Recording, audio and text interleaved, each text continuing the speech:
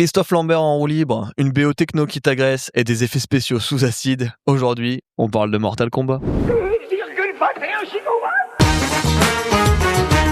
Ne jamais croiser les éclats. T'aimes bien les omelettes? Tiens, je te casse les œufs. Le blanc, c'est son nom, et c'est juste son prénom.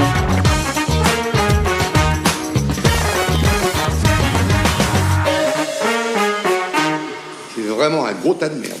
Mortal Kombat. J'étais obligé. Comment tu vas, Francky? Ça va, Julien? Écoute, je t'en veux un peu parce que, alors, je vais commencer tout de suite là-dessus. J'avais jamais vu le film et je sais pourquoi. Et j'ai regardé ça hier après-midi. Alors, des fois, j'ai eu des fous rires quand même, mais mon Dieu, quel objet! Je crois que ça fait longtemps qu'on n'a pas fait un vrai nanar et là, on est en plein dedans. Là, c'est un putain de nanar. C'est même pire qu'un nanar, c'est vraiment un mauvais film pour le coup. Mais il y a le côté nanar quand même avec certains effets spéciaux, tout ça qui fait qu'il marche bien, mais Ouais, puis à est-ce que le réal, il l'a pas fait en se disant qu'il allait faire quelque chose de bien, tu vois? C'est ça aussi le concept. Non. Non, tu penses pas? non, moi je pense pas. On va en parler du réel tout à l'heure, mais Bon, du coup, je l'ai dit, hein, moi, j'ai jamais vu le film. ouais. C'était la première fois. J'imagine que toi, c'est pas pareil. Du coup, j'imagine que t'as jamais vu le 2 non plus. Non, heureusement. Dans le 2, il y a plus Christophe Lambert, par exemple. Bah, Voilà. Et c'est étonnant parce que à la fin, ça finit sur lui et tout le monde. Donc, comment Oui, il. oui. Bon, on a déjà spoilé la fin et on a spoilé le 2. Ouais, bah voilà. Alors, on fait cet épisode-là parce que il y a Mortal Kombat 2 qui sort au cinéma. Donc, c'est la suite du remake qui a été fait en 2021, je crois. J'ai pas vu le remake non plus. Hein. Et le remake est plutôt pas mal, un peu raté sur certains trucs, mais plutôt pas mal. Je trouve qu'il y a des effets spéciaux qu'ils auraient pu faire de mieux, mais après mon âme de combattant Mortal Kombat et de fatalité a plutôt bien aimé le film. C'est très fan service, mais bon voilà. Oui, ça m'étonne pas sur ce genre de film. Moi, je l'ai pas dit non plus, mais pareil, Mortal Kombat, je suis pas un grand fan de la licence. J'ai joué comme tout le monde sur Play 1, tu sais, quand t'allais chez des potes. Pour moi, c'est typiquement le genre de jeu qu'on faisait quand on allait chez des amis, mais que j'ai jamais squatté solo en fait. Hein. Moi j'ai pas mal ce côté solo moi. Je faisais beaucoup les tours de combat pour monter tout en haut, battre Shao Kahn. Moi je suis un grand fan de Mortal Kombat et du coup moi j'ai découvert le film en DVD, enfin même c'était de la VHS à l'époque et c'était loué par mes parents. Comme j'étais fan de Mortal Kombat, qu'on l'avait sur Mega Drive, mon père il nous a fait regarder le film. Peut-être un peu bizarre d'avoir vu le film parce qu'il est un peu violent quand même. Enfin un peu violent. Ça manque de violence Moins que justement le par jeu. rapport Ouais, au c'est ce que je jeu. voulais dire. Hein. Mais par contre, il y a quelques images qui peuvent être traumatisantes pour un jeune garçon, quoi. Ou T'avais quel âge? un enfant. Je sais pas, je devais avoir 8 ans, même pas. Ouais, c'est vrai. Après, c'est notre, Oh, c'est sûr que je l'ai c'est vu notre jeune. époque. Hein. Oui, c'est notre époque, ouais. Mais ouais, c'est un film que j'ai revu plusieurs fois quand j'étais jeune. C'est l'époque où je regardais beaucoup de films de baston. J'étais un grand fan de films de baston, de kung-fu, d'arts martiaux en général. J'étais un grand fan de Jean-Claude Van Damme. On n'a toujours pas parlé de Jean-Claude Van Damme, mais ça va arriver, vous Ça inquiétez finira pas. par arriver, oui. Mais fan de tout ce qui était combat et Mortal Kombat devait passer devant moi, quoi. Je regardais même les Tortues Ninja à cette époque-là. Les Ouais, films, moi, hein. le dessin animé plutôt. Non, les mais- films. Ah oui. J'en ai un souvenir aussi j'avais dû voir ça enfant. J'ai un mais meilleur souvenir des Tortues Ninja quand même. Je pense que c'est mieux. Je pense aussi que c'est mieux. Hein. Je pense Et- d'ailleurs que Power Rangers, le film, est mieux que Mortal Kombat. Ah ouais, carrément, je pense. Non, le remake est plutôt bien fait mais par contre celui-là, on en reparlera, mais waouh. Ouais, c'est un sacré ovni. Et je pense qu'on peut commencer tout de suite dans le dur. Hein. Je sais que tu as très envie d'en parler, donc écoute, je te laisse la main sur ce bon vieux Paul W.S. Anderson. Alors, à ne pas confondre avec Paul Thomas Anderson, le génie qui est derrière One Battle After Another, Magnolia ou encore Punch Drunk Love ou There Will Be Blood. Lui, c'est complètement l'inverse de Paul Thomas Anderson. C'est pas un génie. Donc Paul W.S. Anderson, qui est né en Angleterre en 1965, qui s'est fait un peu une réputation au cinéma pour adapter des jeux vidéo. Pour mal adapter les Oui, jeux pour vidéo. très mal adapté. En fait, il y a deux réalisateurs, dont un qui est allemand. On n'en a toujours pas parlé, mais il y a Uwe Boll. Un de ces quatre, faudra qu'on fasse un de ses films. Ouais, mais moi j'esquive ça comme la peste, hein, honnêtement. Ouais, mais c'est assez intéressant, Uwe Boll, quand même. Mais du coup, il y avait ces deux réalisateurs-là qui réalisaient des films de jeux vidéo, enfin des adaptations de jeux vidéo. Et c'est souvent des grosses merdes, leurs films, quoi. Enfin, faut pas aller plus loin. Bon, après, on va en parler, mais forcément, c'est le mec qui est derrière la saga Resident Evil. Le premier, moi, j'en ai un bon souvenir parce que j'ai vu ça ado sans connaître le jeu vidéo et Mila Jovovich, quoi. Mais à part ça, et Alien vs Predator, il y a des trucs qui sont pas complètement à chier, même si c'est pas des bons films. Hein. Surtout quand tu compares à Predator ou Alien, ça fait mal. Ça pique un peu Ouais. quand même. Mais c'est des films popcorn un peu cons, enfin très cons et qui parfois sont assez agréables à regarder et qui ont pas autant mal vieilli que je trouve ce Mortal Kombat, tu vois? Ouais, celui-là, il a vraiment mal vieilli pour le coup. Bah après, c'est pareil, moi Resident Evil, le premier, j'en avais un bon souvenir jusqu'à ce que je le revoie il y a quelques années. Ouais, mais c'est ça, je pense que il pourrait littéralement passer dans le podcast, le premier Resident Evil. Je pense qu'il se fera, hein. Enfin bref, Du coup, c'est un mec qui a la réputation de faire tourner sa femme dans tous ses films, puisque toute la saga Resident Evil est basée sur Mila Jovovich, qui est sa femme, du coup sur son personnage. Et c'est une sacrée saga de merde parce que moi j'avais vu le 1, bon voilà, le 1 est pas mal pour l'époque, c'était quand même 2002. Puis après on a vu le 2, puis après le 3, et plus ça allait, plus ça se dégradait. Je crois que j'ai il y en a même... combien? Alors il y en a... Attends. 1, 2, 3, 4, 5, 6. Il y en a 6. Mon Dieu. Il y a 6 Resident Evil avec Mila Jovovich. Il y a même un des Resident Evil où il y a plusieurs Mila Jovovich dedans. Pourquoi pas? Le mec fait vraiment un culte à sa femme. Après, c'est pas le premier réalisateur à faire du népotisme, mais ouais, c'est heureusement, elle est pas dans le film là, dans Mortal Kombat. Mais ils étaient pas ensemble à l'époque. Ouais, parce que c'est son premier grand succès, hein, c'est ça, Mortal Kombat. Ouais, c'est avec ça qu'il explose. C'est étonnant. Bah non, c'est pas étonnant parce que 1995, bah en fait, le jeu il est 92 le premier. Ah oui, d'accord. Et mais, 80, je crois que le 2 il est 95 aussi. mais je pense que, enfin, même en 95, c'était pas un bon film. On en parlait tout à l'heure, mais on est 2 ans après Jurassic Park. Enfin, tu vois, je peux pas expliquer le succès du film derrière. Bah moi non plus, parce que en fait, si t'as vu si t'as vu le jeu Mortal Kombat, tu peux pas aimer ce film, quoi. C'est juste pas possible. Bon, après, le lore, moi, je le connais pas du tout, donc c'est pas, on pourra en parler, hein, parce que c'est vrai que j'ai aucune connaissance sur le lore de Mortal Kombat, tout ça. Ouais, bah le lore, il y a quand même beaucoup de choses sur le lore. Parce que pour moi, c'est un jeu de baston, et puis Surtout que maintenant, il y en a 13, je crois, de jeux. trop, voilà. Et ils ont reboot la saga en jeu vidéo en 2023 avec Mortal Kombat 1, où ils font revenir Liu Kang, puisque Liu Kang meurt dans les jeux vidéo et il est une espèce de dieu vivant pour avoir gagné le tournoi, etc., etc. Et il y a toute une histoire de timeline qui se reboot et en fait, il repart de zéro avec le jeu. Et Mortal Kombat 1 est un super jeu de combat. Moi, j'aime beaucoup. Bah, ouais, on pourra en reparler, mais du coup, je sais pas si t'as des choses, toi, à rajouter sur ce bon vieux Paul W.S. Anderson. Bah, juste un petit truc, il s'est essayé un peu au Mario Kart, il a fait Death Race avec Jason Statham. Et dernièrement, sa dernière adaptation de jeu vidéo, son dernier massacre, c'était Monster Hunter. C'est vrai qu'il a fait ça aussi. Je l'ai pas regardé, hein, mais j'en ai pas entendu du bien. C'était une catastrophe. C'est sorti pendant le confinement sur les plateformes. Je crois que c'était Amazon Prime qui l'avait. Il y a Mila Jovovich aussi dedans, on est d'accord? Bien sûr. Quelle Et question. il avait fait aussi une version sous stéroïde un peu steampunk des Trois Mousquetaires. Improbable. Regarde, regarde juste la bande-annonce, t'as pas besoin de voir le film. Tu vas voir, tu vas te dire oh waouh, je verrai jamais ce film. Non, je pense que c'est un des pires réalisateurs. C'est un mec que je déteste pour ce qu'il a fait aux jeux vidéo. Je sens que c'est personnel. Hein. Ouais, c'est très personnel. C'est un peu comme Uwe Boll, hein. Moi je le déteste. Là, ce qu'il a fait avec Mortal Kombat, il a tué le lore et en plus de ça, il y a des persos qui se ressemblent même pas, quoi. On en reparlera tout à l'heure, mais... Moi, il y a quand même des choses qui me font marrer, mais c'est vrai que j'ai aucune attache avec la licence, donc forcément, ouais, alors pas le même apport. Après, il y a toujours des trucs très kitsch dans Mortal Kombat. Même dans les jeux vidéo, il y a toujours des trucs hyper kitsch, mais la base du jeu vidéo, c'est quand même la violence, l'hémoglobine et tout ce qui va avec les fatalités. C'est vrai que là, on n'y est pas du tout. Là, c'est on du est très loin. PG-13, non? Ouais, bah c'est ce que les producteurs voulaient. Oui, voilà. Ouais, mais là, est-ce que c'est vraiment de sa faute? C'est la question. C'est pas de sa faute, mais il aurait pu essayer de pousser le truc en disant bah voilà, le jeu il est comme ça, point.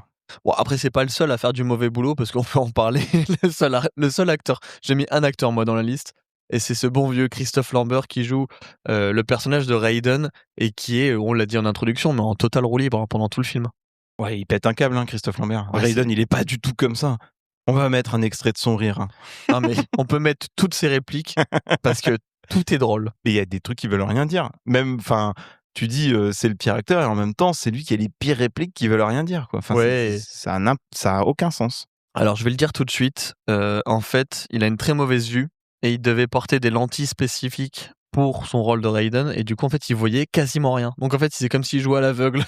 Oh waouh, je savais pas du tout ça. Et donc, ça explique un peu pourquoi des fois, t'as l'impression qu'il est un peu désorienté et qu'il a l'air complètement à l'ouest, en fait. Quoi. Ouais, bah après, ouais, je pense qu'il est un peu à l'ouest aussi dans ce film-là parce qu'ils s'en foutent aussi. Ouais. Bon, De toute façon, ils ont jamais voulu. Enfin, non, je crois que c'est lui qui a jamais voulu faire Raiden comme Raiden il est. Raiden, il est hyper charismatique et en plus de ça, c'est un personnage qui est hyper sérieux. C'est un dieu quoi. bah, ils Là, essayent tu de lui ressens don- pas que c'est un dieu. ils essayent de lui donner cette aura, mais ça marche pas. Ça marche pas du tout. Ils Non. s'en foutent. Ça marche pas du tout. Comme son nom l'indique, hein, c'est un acteur franco-américain. Comme tu l'as dit, bah, il est quand même connu à la base pour avoir un charisme assez particulier. Donc, je peux Oui. comprendre pourquoi ils avaient choisi cet acteur-là à la base, mais là, ça marche pas dans le film. On l'a vu à l'époque dans Highlander, forcément. Ouais, bah c'est son rôle le plus culte, hein, Highlander, puisqu'il a fait, je crois, il est dans les 3 ou 4 Highlander, je crois. Je sais même pas qu'il y en a plus Si, autant si, que il y ça. en a, il y Ouais. en a beaucoup. Je sais Et que c'est en discussion pour être rebooté en ce là, moment. c'est pas en discussion, c'est en tournage. Oh mon dieu, ça Avec va tellement. potentiellement une sortie cette année ou l'année prochaine. Et le rôle principal, c'est Henry Cavill dans le reboot. D'accord, pourquoi pas j'ai envie de dire, Moi, en vrai, je suis chaud. pourquoi pas. Je suis chaud. J'aime bien la saga Highlander. Moi, je regardais beaucoup la série quand j'étais jeune. Et j'ai hâte de voir le reboot avec Henry Cavill. Et Avec en un plus truc de ça, sérieux aussi, du budget, ça serait bien. ouais, c'est ça. Il y a du budget, c'est sérieux. En plus, le réalisateur, je crois que c'est pas un manche. Je me demande si c'est pas le réalisateur comment ça s'appelle, John Wick. D'accord, ah oui, ouais, d'accord, c'est une belle promesse. Ouais. Donc non, il y a du bon niveau. On va être loin des Highlander des années 80. Par contre, vous pouvez être sûr qu'on va avoir un Highlander dans le podcast quand le film va être annoncé. Ouais, c'est certain. On pourra reparler du coup de Christophe Lambert, mais si on veut citer d'autres choses dans sa filmo, forcément il y a le Grand Bleu derrière. Ouais, exact, avec Jean Reno, dont on a parlé dans Les Visiteurs. Ouais. Il a été Vercingétorix aussi, qui est un très mauvais film. J'ai pas vu non plus. Ouais, c'est très mauvais. Et il joue Vercingétorix, mais le film est très mauvais. Il jouera aussi dans Beowulf. Il fera Hercule et Sherlock, qui est un film pour enfants avec des chiens. C'est assez rigolo. Moi, j'en ai un bon souvenir de ce film, par contre. J'ai aucune idée de ce que c'est. Bah, tu regarderas Il fait une voix off, on est d'accord. Non, Ah, il ok. fait un méchant, je crois qu'il doit capturer des chiens. Je sais pas. Oh mon dieu. C'est assez rigolo. En vrai, c'est rigolo. Il a joué Greystock. Greystock, c'est le Tarzan, mais version sérieuse. Il a joué dans Ghost Rider 2. Il fait une apparition. Je l'ai Ouais, pas ouais, vu, ouais. Ghost Rider 2. Et je savais même, pour moi, c'était un truc qui n'existait même pas. Je savais même pas que Nicolas Cage était dedans. Ah, si. Si. Je comprends même pas le principe de ce projet. Comment ils se sont dit, allez, viens, on en fait un 2. Il a quand même joué avec les frères Cohen dans Ave César il y a quelques années, peut-être 7-8 ans, je crois. Et sinon, il tourne toujours dans des films. Il a souvent des petites apparitions dans des films. Et voilà, il se fait un peu plus discret. Il a moins de rôles principaux, on va dire, en même temps. Est-ce que c'est normal? Je sais pas. Ouais, bah tu vois, moi c'est le seul acteur que j'avais marqué parce qu'en fait je regardais la filmo des autres et je n'en connais aucun et la filmo elle était souvent un peu inintéressante, donc je sais pas si toi t'as des choses intéressantes à dire sur les acteurs qui sont dans ce naufrage industriel. Alors, j'ai quelques autres acteurs. J'ai Kari Hiroyuki Tagawa qui joue le rôle de Cheng Tsung. Pas mal. Mot contre triple. Mon japonais est pas mauvais. Comment est votre blanquette? Ma blanquette est bonne. En vrai, il fait un très bon méchant. Je trouve qu'il fait un très bon Cheng Tsung. Pour le coup, je pense que c'est le personnage le plus respecté du jeu vidéo. C'est vrai? Ouais, je pense. Ouais. Avec Ah. Liu Kang aussi. J'ai du mal. Je t'avoue, j'ai du mal. Du coup, c'est un acteur qui a quand même fait son petit bonhomme de chemin. Il a encore joué dans une adaptation de jeu vidéo, parce qu'il a joué dans Tekken. Il y a une adaptation de Tekken, oui. D'accord. C'est sorti quand? Je sais plus, mais il y a une paire d'années maintenant. D'accord, ouais, ok.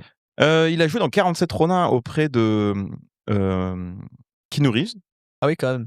Ouais, il a joué dans Electra avec Yes. Jennifer Garner. Ça, c'est pas mal, ça. Ça, c'est du film. Il a joué dans La Planète des Singes de Tim Burton, dans Pearl Harbor. Donc ouais, il a quand même une belle filmographie. Et Mais c'est surtout, des petits rôles ou c'est des vrais rôles? c'est des rôles entre le secondaire et le tertiaire. Ouais, d'accord. Ouais.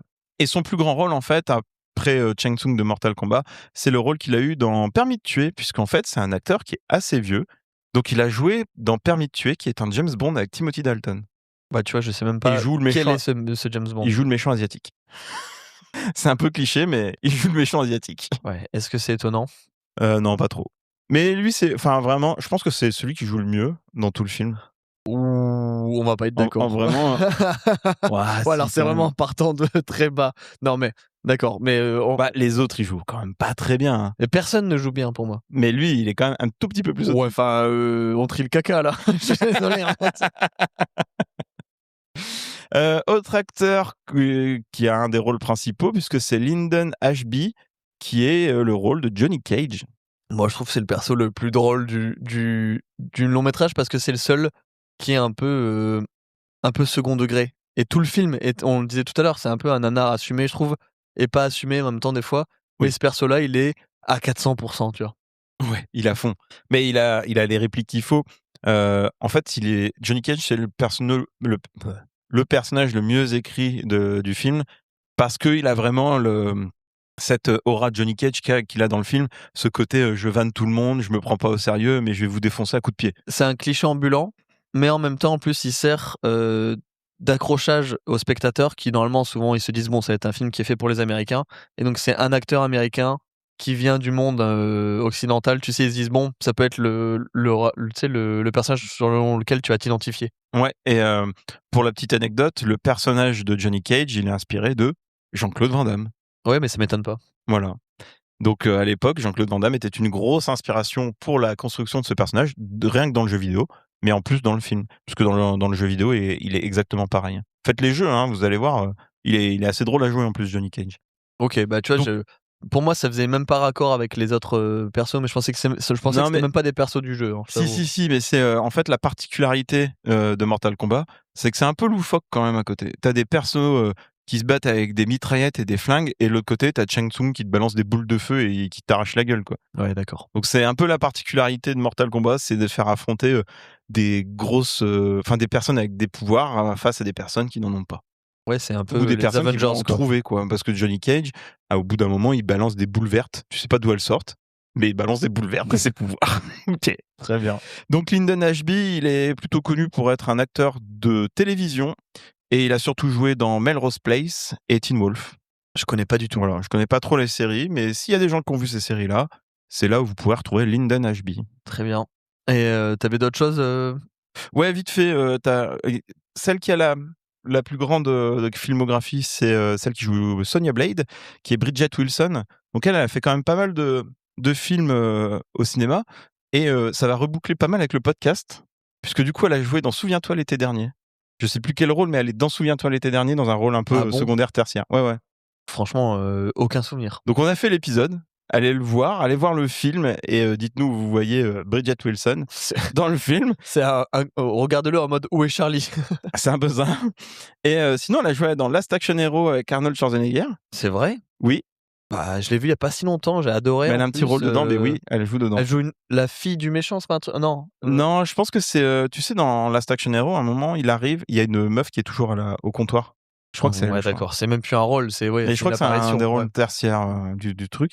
Et sinon, elle a joué. Alors, on reboucle encore avec un épisode, mais on l'a pas tout à fait fait. On a fait un morceau, enfin une autre version. C'est Les Visiteurs en Amérique. Ok. C'est elle qui joue la daronne. Je me souviens plus du tout. Si. Ok, d'accord. C'est elle qui joue la mère. C'est elle qui a le troisième plus gros rôle après Jean Reno et Christian Clavier. Mais alors attends, elle parle français ou... Non, c'était doublé. D'accord, je savais même pas. Tu vois, pour moi, c'était en. D'accord, ça a été doublé en. Ouais, je sais, ça doit être trop bizarre de regarder Les Visiteurs en anglais. Ouais, ça doit être bizarre. Pour l'expérience ça doit à être faire. chelou, hein. Ouais, d'accord. Ouais. Sinon, en autre. Alors, pour Bridget Wilson, il faut savoir qu'elle a quitté progressivement le cinéma pour une vie plus tranquille. Donc, elle ne tourne plus. Écoute, j'ai envie de dire, est-ce que c'est une grande perte? Parce que vraiment, dans ce film, après, elle a vraiment rien à manger, donc c'est compliqué de la juger de son jeu d'acteur, mais en même temps, je le disais, tout le monde est mauvais, moi, je trouve, dans le film. Hein. Sonya Blade, c'est quand même un personnage super fort, là. Ils en font un personnage de merde, quand même. La pauvre. Bah, tu vois, pour moi, vraiment, hein, quand je regardais le film, je me disais, bah, c'est pas des vrais. Il y a les personnages de Mortal Kombat, Sub-Zero, Scorpion, Goro, tout ça, et il y a les trois persos qui n'ont rien à voir et qu'ils ont mis là, comme ça. Ouais, mais c'est un peu l'histoire de Mortal Kombat, c'est un peu comme ça. D'accord. Hein. Ouais, bah. C'est des mecs qui se font récupérer pour faire un tournoi contre des gens qui ont plus de pouvoir qu'eux, et ils se retrouvent comme ça projetés là-dedans. Ok. Bon, et écoute, tu m'apprends quelque chose. C'est le lore un peu de Mortal Kombat. Petite anecdote sur. On en parlait du coup de Sub-Zero et Scorpion. Donc Sub-Zero, c'est un artiste d'arts martiaux français, ça sera son seul film. Il est expert en karaté. Il s'appelle François Petit. Il a 3 minutes d'écran, mais c'est Sub-Zero, donc 100% swag. Ouais, moi, ça fait partie des déceptions du film. Ouais, moi Sub-Zero aussi. et Scorpion, c'est les deux trucs où je suis en mode, putain, tout ça pour ça. Alors que dans le remake, ils ont une super histoire d'eux. D'accord.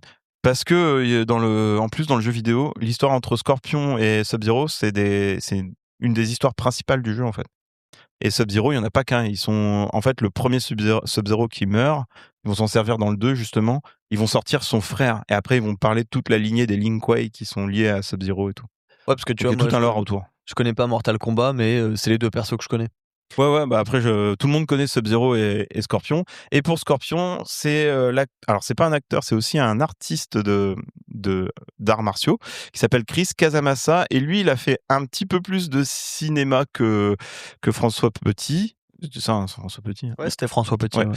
Un peu plus de cinéma que François Petit, puisque lui, il a été pris pour faire des chorégraphies de combat dans le cinéma. Ah, c'est un chorégraphe, ouais, d'accord. Ouais. Et il est expert en arts martiaux. Il est même à la tête d'une fondation. C'est son père qui l'a fondée, qui s'appelle le System Red Dragon Karaté depuis 1965. Donc il a hérité de ça de son père. Donc c'est des karatékas de père en fils. Ouais, c'est un peu Karate Kid, quoi. Ouais, c'est ça. Bah, à 4 ans, il faisait déjà du karaté. À l'âge adulte, il est littéralement une machine de combat sur pattes. Et c'est pour ça qu'il a été coordinateur de cascade, et pas pour n'importe quoi, puisqu'il a été coordinateur de cascade pour la série Walker Texas Ranger. Tout est lié. On n'a pas parlé de la mort de ce bon vieux Chuck Norris. Chuck Norris, merci. Et il a été aussi chorégraphe de combat, coordinateur de combat, pardon, pour Batman et Robin, qu'on fera sûrement un jour. Le plus tard possible serait le mieux. Écoute, je pense qu'on a fait le tour. Déjà, t'avais beaucoup d'acteurs par rapport à ce qu'il y avait à en dire, donc. Juste le dernier Mon Dieu, acteur il s'arrête principal. jamais. non, mais le dernier acteur principal, c'est Robin Shou qui joue Liu Kang. Oui, qui est un peu le perso principal. Hein, C'est lui finalement. le perso principal et c'est aussi le personnage principal du jeu vidéo. Liu Kang, c'est celui qui va sauver le monde. C'est lui qui doit faire face à sa destinée et c'est un acteur qui a joué dans Mortal Kombat en 95, qui a fait Mortal Kombat Annihilation. Donc il revient dans la suite.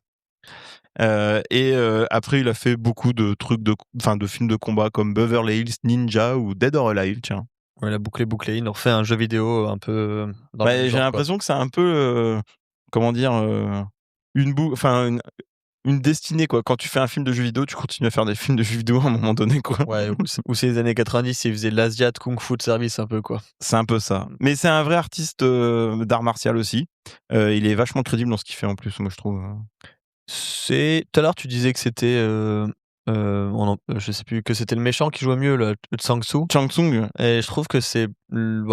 C'est difficile. C'est au même niveau, hein, franchement. Oui, c'est les deux personnages qui jouent le mieux. En fait, Enfin, j'ai les même pas deux envie de acteurs dire qui jouent le mieux. pour moi, ils jouent pas bien, mais ils s'en sortent mieux que les autres.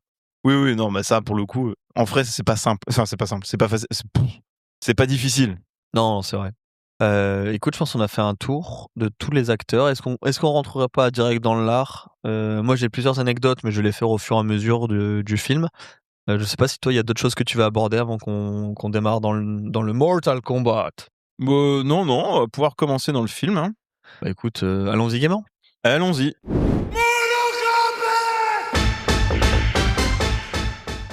Bon, j'aimerais quand même mettre des extraits de la musique parce que je la trouve complètement hors sujet plein de fois. Mais je vais devoir mettre des extraits de genre 5 secondes, pas plus, parce que sinon Spotify, il nous bloque direct le podcast. Quoi, Ouais, l'émission. YouTube aussi. Ouais, ils sont ultra chiants avec les droits d'auteur là-dessus. Mais la musique Mortal Kombat, je l'ai fait en introduction, mais ça n'a aucun sens. Et puis surtout qu'il n'y a jamais eu cette musique-là dans le jeu vidéo. Et ça a commencé comme ça le film, j'ai dit oh mon Dieu. J'étais là, wow, allez, c'est parti. Et ben, en fait, je me suis dit, est-ce qu'il a vu le film ou pas? Est-ce qu'il va se rappeler de ça s'il a vu le film? Moi, c'est un truc, à chaque fois que je parle de Mortal Kombat, j'ai cette musique qui me vient en tête. Mais j'ai vu le logo New Line Cinema et Mortal Kombat. J'ai fait what? J'étais pas prêt. Après, t'as de la techno des années 90, un peu vénère, là. Avec des flammes partout, un titre en 3D qui est un peu dégueulasse. Et Oui. tout de suite, je me suis dit, waouh, ça va être bruyant, mal joué, mal cadré, sûrement avec une VF qui est mal gérée au niveau du son. Et c'est tout ça à la fois. Ouais, bah un film de Paul W.S. Anderson, quoi. C'est un généreux nanar. Par contre, donc, je pense qu'il y aura pas mal de répliques à mettre quand même si je voudrais le dire tout de suite. Moi, j'en ai pas mis tant que ça au final. Hein. Bah, moi, il y en a quand même quelques-unes. Parce que je trouve que ça se prend trop au sérieux. Même. Bah, moi, c'est ça, je trouve ça drôle. Mais c'est vrai que, au-delà de tout ça, je trouve encore une fois que ça souffre de beaucoup de problèmes qu'on a déjà parlé, mais je le dis tout de suite, mais des fois, la VF, par rapport au mixage son du film, entre la musique, les bruitages et tout, il y a certaines répliques, des fois, je comprenais rien, quoi. Limite, il me fallait des sous-titres, hein, franchement. Alors, tu les entends pas. C'est un enfer, la VF, là. Le mixage, c'est un enfer. Ouais, et ça se voyait qu'ils en avaient rien à foutre, quoi. Et je sais pas comment c'est en VO, mais on voit aussi que les acteurs de doublage, ils en ont rien à foutre, parce que tu vois, on rigole de Christophe Lambert. Ouais. Mais ce qui est drôle aussi, c'est quand même sa VF, quoi. Oui. Parce Après, que sa VF, c'est lui-même. Hein. Il s'est redoublé par au-dessus. Oui, oui. Oh mon Dieu. Non, mais c'est lui qui se redouble à chaque fois. Hein. Oh non, mais d'accord, bon bah, aucune excuse. C'est terrible. Non, mais il en avait rien à branler en le faisant, il en avait rien à branler en se doublant, quoi. Ouais, Sinon, on n'avait pas ce rire-là, hein, s'il se doublait pas. Hein. Oh là là, mais. Ils ont pas pris un imitateur pour faire. Ah merde. Alors, et on commence tout de suite. Alors, et là, c'est drôle parce qu'on commence sur un plan qui est tout de suite débulé. Je sais pas si t'as remarqué, il y a beaucoup de plans débulés, pas cadrés. Et normalement, c'est censé vouloir dire quelque chose. Là, c'est vraiment de l'amateurisme. Parce que j'ai pas d'explication. Juste, c'est mal filmé. C'est fait à l'arrache. Et c'est dommage parce que, je vais le dire tout de suite, mais ça a été tourné en Thaïlande. Et il y a beaucoup de décors en extérieur qui sont super. Il y a des très beaux décors, mais il y a même des moments, t'as l'impression que c'est des fonds verts tellement ils sont mal filmés. Bah ouais, en fait, c'est ça le problème. C'est genre le décor du début, là. Moi, j'ai cru que c'était un fond vert. Pareil, en fait, la première fois que j'ai vu, je me suis dit c'est immonde. Et quand on le revoit après, je me suis dit ah non, c'était un vrai décor. Donc c'est dommage parce que c'est très mal filmé, mais ça a été tourné en Thaïlande, dans des temples réels d'ailleurs qui ressemblent beaucoup à Angkor Wat, qui est un temple, je sais plus si c'est au Vietnam ou au Cambodge, je crois que c'est au Cambodge. C'est au Cambodge. Et ça ressemble beaucoup à ça, et c'est très très beau. Par contre, c'est vrai qu'ils disent que c'est en Chine, rien à voir quoi, Thaïlande, Chine. Non, ça n'a rien à voir. Même les temples n'ont rien à voir avec ça en Chine, hein, c'est pas du tout cette architecture-là, mais bon, peu importe. Mais c'est fou parce que en fait, les tournages dans des studios sont tous immondes. Ouais, non. Et c'est ce qui vient saloper le film en fait, parce qu'il y a des très beaux lieux de tournage, mais il y a eu un sabotage en studio. Je sais pas qui gérait la lumière et la photo, mais c'est un tâcheron de l'enfer quoi. Paul W.S. Anderson. C'est vraiment. C'est rare que des fois je m'arrêtais, je me disais mais même moi qui est en train d'apprendre un peu comment éclairer une scène, mais je ferais mieux que ça quoi, c'est pas possible. Ah non mais c'est dégueulasse, vraiment. De toute façon il s'est pas forcément amélioré. Hein. Quand tu regardes Resident Evil, c'est pas forcément mieux. Hein. Bah, j'en avais pas de souvenir que c'était aussi horrible, mais ça fait longtemps que j'ai pas vu ça, donc forcément, et puis pas avec l'œil d'analyse que quand je regarde un film, je l'analyse pour le podcast, donc forcément j'en ai un regard un peu plus critique. Ouais. Et ouais non, dès le début, je me suis dit ça va être terrible parce que bah on a un combat qui commence entre deux temples. Ouais, et il y a donc un mec qui combat enfin c'est Chang Tsung qui combat un mec plus jeune qu'on ne connaît pas. C'est un ado.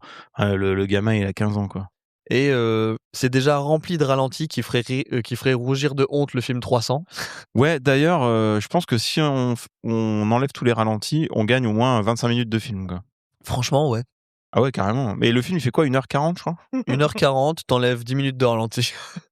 Voilà. Et encore, attends, 1h40, non, parce que le générique commence à 1h31, je crois. Ouais, non, c'est ça, c'est il y a 10 minutes de générique et t'enlèves les ralentis, t'as 1h20 de film, quoi. Et les bruitages, tout de suite, je me suis dit, c'est là où je savais que le montage son est horrible parce que les bruitages sont tout le temps over the top, ça va très fort et ça te casse la tête. Moi, les bruitages, ça me rappelle les films de ninja pourris que j'ai regardés quand j'étais plus petit. Non, mais c'est vraiment ça.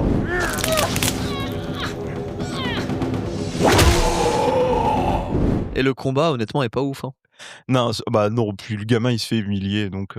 Et les combats, de manière générale, sont pas très intéressants. Il y en a un ou deux qui sortent du lot. Il y a le combat Johnny Cage Scorpion qui est très bien. Ouais, on aura le temps d'en reparler, c'est pour ça. Mais c'est vrai que c'est rare. Il y a pas beaucoup de beaux combats et c'est souvent juste du ralenti, pas très ouf. Puis là, Chang Tsung il massacre le petit au ralenti aussi et il lui pique son âme, histoire de dire. Oui. Non mais et puis en plus il y a un plan quand il écrase l'enfant. Et ensuite il y a un plan en contre-plongée où on voit le visage de Chang Tsung. Et il a une expression faciale qui surjoue tout. C'est pour ça quand t'as dit il joue bien, je te demande moi. Ouais, c'est vrai qu'au début ça a un peu de mal quand même. Loup, L'âme de ton frère est à moi. Tu seras le prochain. Et je me suis dit, on est à 2 minutes de film et j'ai déjà l'impression que le chef-op il a glissé sur une flaque. Il s'est cassé le cou. Je suis en mode, mais qu'est-ce qui s'est passé quoi? Non, mais il n'y avait pas de chef-op. Hein. C'est pas Et- le W.S. Anderson. Et tout de suite, en plus, on enchaîne sur En du plus- coup Liu Kang qui se réveille de son cauchemar parce qu'on dirait qu'il a rêvé ce qui s'est passé. Ouais, et en fait, t'as une vieille transition, je sais pas si tu te rappelles, une vieille transition un peu squelette flippante, dégueulasse à ce moment-là. Et Liu Kang, il se réveille de son cauchemar là dans Dans sa la chambre matrice. toute verte. Il est dans la matrice. Ouais, j'avais pas pensé à ça, mais oui. Mais pourquoi c'est vert comme Mais ça? c'est moi vert fluo. Mais je te dis, en fait, dès que c'est un studio, en fait, c'est unicolore. C'est souvent soit tout bleu Soit tout rouge, soit tout vert. et ils avaient 3 lumières, 3, Après, 3 filtres et c'est tout. 3 lumières, 3 personnages. Ouais, mais elle est pas tout le temps verte quand c'est Non. Liu Kang. C'est ça le problème, c'est que c'est pas constant. Ça aurait été constant, pourquoi pas? Oui, oui, mais bon, voilà. Et je pense que l'idée était partie de là, mais après, ils ont pas suivi leur idée du tout. Au montage, bon. ils ont fait. En plus, j'ai une télé Ambilight, moi. Moi, ça faisait tout vert sur mon mur.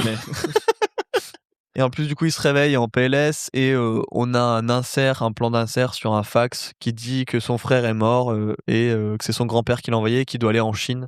Ouais. Attends, tu viens de dire le mot fax quand même. Hein. C'est un fax, hein. Ouais, c'est un fax. Mais en vrai, j'avais pas tilté sur le coup. Je me suis dit, c'est une lettre. Mais non, c'était un fax. C'est un fax. Oh, j'avais pas tilté sur le coup. Oh là là.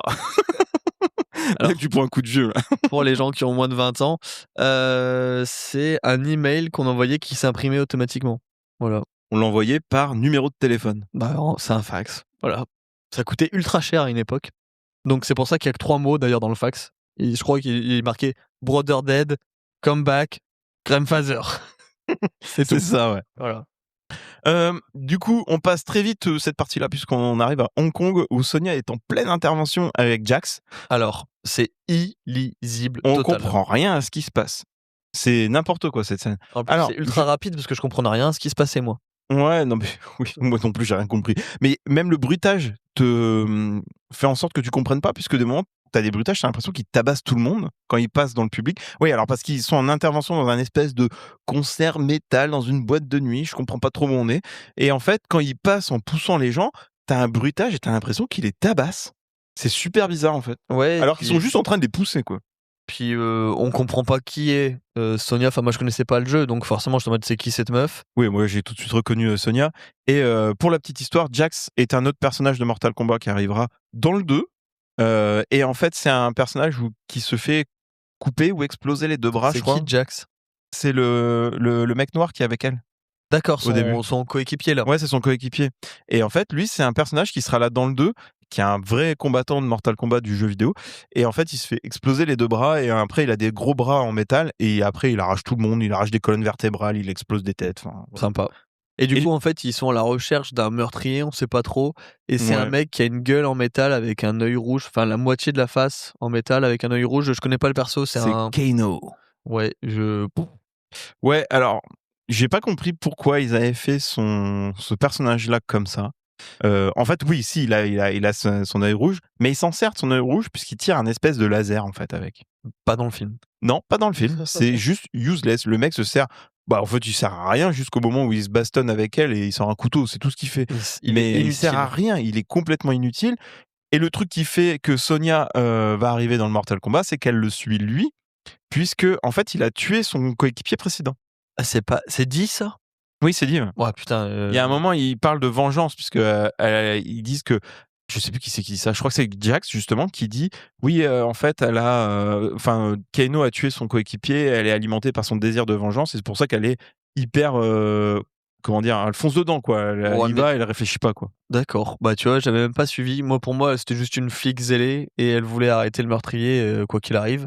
D'ailleurs, c'est un peu son leitmotiv et le truc qu'il faut qu'elle corrige quand le grand dieu vient leur dire leurs défauts et pas la vengeance. Donc, tu vois, c'est le thème de Ouais. Liu Kang, ça, tu vois. Ouais, j'allais dire, elle a pas grand chose à corriger, puisqu'elle fait pas grand chose après, donc.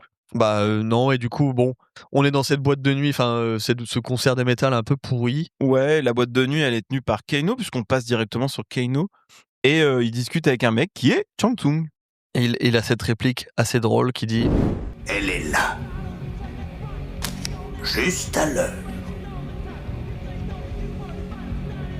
J'adore la ponctualité chez une femme. Pas vous, Monsieur Shang Tsung. Trop bizarre, hein, vraiment. Ils en ont fait un personnage trop bizarre. Il est juste vulgaire et c'est tout, mais il est aussi très violent, Kano, mais c'est tout, quoi. Enfin, il a pas ce côté Non, ouais. ponctuel. J'aime ponctuel. J'ai pas compris la ref, et en plus on comprend qu'il y a un petit jeu de séduction. Enfin, à un moment il parle de la convoiter un peu, et t'as Shang Tsung qui lui dit en mode non, tu sens que lui il la veut pour lui. Bah, Shang Tsung, il lui dit, si tu touches à un seul de ses cheveux, Kano, il te faudra un chien et une canne blanche. Par contre, j'ai rien compris à cette phrase. Bah c'est parce que vu qu'il lui manque un œil, il va lui crever le deuxième, j'imagine. Ah putain, j'avais pas pensé à ça, Je- mais c'est. Enfin, ou alors, c'est très subtil, ou alors je sais pas, mais j'avais pas du tout pensé au fait qu'il allait le rendre aveugle. Mais oui, Moi je me en suis effet. dit c'était ça, mais Ouais, mais sur le coup, j'ai pas tilté du tout. c'est pas le seul truc que j'ai pas tilté, parce qu'elle arrive, elle bute quelqu'un en fusil à pompe en 2 secondes, Sony. Ouais, il y a un mec qui arrive. Alors, cette scène, elle est rigolote, hein, parce que lui, il arrive avec une grosse mitraillette, il tire dans tous les sens, mais tout le monde continue à danser. Personne ne réagit, oui, ça me fait... Personne réagit, elle lui met un grand coup de fusil à pompe dans la gueule, il y a personne qui se barre, tout le monde, oui, il doit être défoncé, c'est pas possible. Ça m'a fait penser à John Wick 4, où quand ils sont dans une boîte et tu sais, ils se tabassent avec un mec qui ressemble au pingouin, et les gens ils mettent très longtemps avant de réagir quand même, hein. Oui, alors. C'est un peu un trope des films d'action, ça aussi, hein. Oui, alors dans John Wick, c'est beaucoup plus compréhensible, puisque dans John Wick 4, en fait, dans la boîte de nuit, il y a beaucoup de bruit, et eux, ils font juste se tabasser. Là, ils tirent une rafale de mitraillette, et elle tire un gros coup de fusil à pompe, quoi. Si elle vient de tuer quelqu'un comme ça, hein. Oui, bah, le tue lui, le mec à la mitraillette. Ouais, non, mais c'est ça, elle bute quelqu'un en 2 secondes. Mm. Bon. Et le sound design, il est assez dégueu, hein. Ouais, c'est surtout le Sur film. toute la partie, Surtout le là, film, le sound de toute design, il façon. est dégueulasse, quoi. On enchaîne vite sur la Bah, présentation de notre troisième personnage, qui est ce bon vieux Johnny Cage. Et là, rare fois, je vais le dire, il y a un beau plan. Il est très beau, le plan de Johnny Cage. Il est vraiment bien foutu. Il est très iconique parce qu'en fait, on filme dans un hangar et il y a une porte juste un peu ouverte, et on voit du coup la lumière qui sort en contre-jour, enfin le clair-obscur, je vais y arriver, merci. Et il y a la silhouette de Johnny Cage avec les palmiers, et on comprend tout de suite qu'on est à Los Angeles, et il est très très beau ce plan. C'est rare, hein, mais il faut Ouais. le dire. Oui, dans ce film-là, c'est très rare. Du coup, lui, il rentre dans le hangar, et il y a 4 mecs qui l'attendent. Des loupards là avec En costard-cravate, avec des armes. D'ailleurs, ça fait très John Wick pour le coup, ça. Oui, ils sont tous en costard et ils sortent des matraques, dont une qui est électrique. Mm. Et t'as Johnny Cage qui lance sa punchline en danse. Et ils commencent à se battre. Le combat est un peu osef, mais ça va encore. Ouais, bon, la bagarre, elle est sympa. C'est pas filmé comme John Wick, c'est sûr, mais, Oui, mais en fait, elle se comprend, puisque on comprend très vite que pendant la bagarre, que en fait, c'est un film qui tourne. Donc, oui, ça, pour le coup, là, ça a du sens, en fait. parce qu'il y a un moment assez cool où en fait il dit, il y a un cascadeur qui est censé se prendre un coup, il bouge pas, et il lui dit, C'est le moment de tomber. ouais, qui deviendra un peu une catchphrase. Ouais. Qui va revenir. C'est la catchphrase de Chekhov, merci. C'est ça. Et là, c'est là que tu tombes. Donc c'est comme tu l'as dit tout à l'heure, c'est la métaphore de Van Damme dans le film. Ouais, c'est ça. On comprend que son leitmotiv à lui, c'est l'ego, parce qu'en gros, ça le saoule que la presse se fout de sa gueule et dise que c'est un fake et qu'il fait pas du vrai kung-fu. Ouais, d'ailleurs, quand il arrive, parce qu'il y a quelqu'un qui lui dit que quelqu'un l'attend, et en fait, il y a une personne qui est sur sa chaise marquée avec son nom derrière, tu vois, je sais plus comment on appelle ça. Ouais. Et il fait au mec, qu'est-ce que tu fais là? En fait, on voit que sur le journal, c'est marqué Johnny Cage is a fake, et que les gens ne croient pas en ses capacités de combat, en fait. Non, d'ailleurs, qui est un truc qui est arrivé aussi à Van Damme pendant un moment, je pense, hein, donc, Oui. et du coup, le gars qui est sur sa chaise lui propose de participer à un tournoi d'arts martiaux international à Hong Kong pour justement redorer son blason, ça lui fera du bien à sa carrière, etc. À sa réputation, tout ça. Et en fait, ce mec-là, c'est son maître de base, puisqu'il l'appelle maître. Il y a un truc que je comprends pas, parce qu'il dit tu dois prendre le bateau au quai 40, et je me suis dit mais il doit aller à Hong Kong en bateau, je comprends. Ou non, en fait, Non, c'est à Hong Kong qu'il doit prendre le bateau. Par contre, il lui a dit faut que tu ailles à Hong Kong demain. On est à Los Angeles. Hein. Ouais, non, ça fait loin, hein. Voilà le jet lag, quoi. Mais du coup, ouais, il lui propose ce combat, et du coup, Johnny Cage se barre. Et en fait, que twist, Shang Tsung qui a les pouvoirs de mystique dans les X-Men. dégueulasse quand il se transforme, et l'effet spécial Il est fait avec des espèces de flammes qui passent sur lui et tout. il est daté, il est vieux. Ouais, l'effet spécial, il est super dur. Tous les effets spéciaux sont... ils font mal aux yeux. Mais alors, pour la petite histoire, dans le jeu vidéo, quand je jouais à Mortal Kombat 2 sur Mega Drive, Shang Tsung, il avait vraiment le pouvoir de se transformer en n'importe qui. En fait, tu pouvais te transformer avec Shang Tsung en Sub-Zero et avoir les pouvoirs de Sub-Zero. Ok. Tu pouvais enlever ta transformation, te retransformer en Scorpion et avoir les pouvoirs de Scorpion. C'est métamorphe, quoi. C'était cheaté, surtout. Oui, métamorphe. Ouais. Ok, on enchaîne encore une fois assez vite parce que au tout début, le rythme, il est un peu... Ouais, c'est très tac, tac, tac. Pas le temps de niaiser, il faut arriver au combat. Et arriver à un moment du film, il n'y aura plus que des combats, plus d'histoire, plus rien. On est en roue libre sur tout le long. Comme le 2. Ah bah voilà. Et donc on arrive au Temple of Light. On est au temple, là, en Thaïlande. T'as Liu Kang qui est arrivé en Chine pour voir son grand-père. Ouais, il y a plein de moines qui l'attendent. Ouais, les moines bouddhistes en tenue rouge. D'ailleurs, il y a quelques plans qui sont assez jolis. Il y a un plan caméra au ras du sol avec des enfants qui courent vers le temple. Je trouve assez cool ce plan quand même, encore une fois. C'est les deux que j'aimais bien. Voilà, ils sont passés. Et on a un peu d'expo où en fait on apprend que son frère il s'entraînait pour le Mortal Kombat. Ouais, c'est surtout qu'on voit que c'est le lieu où son frère est mort aussi. Oui, c'est ça. Il lui dit c'était ici. Ouais. Et on revoit le temple. Le grand-père lui explique qu'en gros ils sont un genre de culte qui protège le monde en s'entraînant pour le Mortal Kombat. C'est les seuls qui sont des humains à la limite à connaître l'histoire du Mortal Kombat, on a l'impression. Ouais, et Liu Kang, lui, il croit pas du tout. Hein. Ouais, lui, il a fui, on dirait, aux États-Unis pour fuir son destin, justement, qui est à son leitmotiv à lui aussi. Ouais, il dit même au moine bouddhiste, il lui dit faut que t'arrêtes avec ces idioties, quoi. C'est ça, et du coup, il arrive dans le temple en mode... qu'est-ce qu'il leur demande? C'est ça qui est étonnant, c'est qu'il leur dit je vais participer au Mortal Kombat, alors qu'il y croit pas. Ouais, en fait, lui, ce qu'il pense, c'est que c'est un combat, un tournoi lambda, et qu'il n'y a pas d'histoire avec le monde et tout, quoi. Enfin, c'est comme ça que je l'ai compris à ce moment-là. C'est pour ça qu'il parle d'idiotie. Je pense qu'il croit pas au fait qu'il y a un autre monde qui va envahir la Terre, quoi. Ouais, lui, il veut juste venger son frère. Ah bah lui, c'est que de la vengeance. Hein. C'est la quête de la vengeance. Et c'est là on va voir arriver notre bon vieux Christophe Lambert, alias Raiden. Juste avant, quand il dit qu'il veut participer au Mortal Kombat, il se fait un peu juger par tout un lot de vieux moines bouddhistes. Je veux représenter l'ordre de la lumière au grand tournoi. Pour quelle raison? L'homme qui a tué mon frère y participe. Ça ne peut pas être ta seule motivation. Sinon, tu perdras. Ah oui, j'oubliais. Je vais me battre pour sauver le monde. C'est pour ça que tu as quitté le temple et que tu t'es enfui, n'est-ce pas?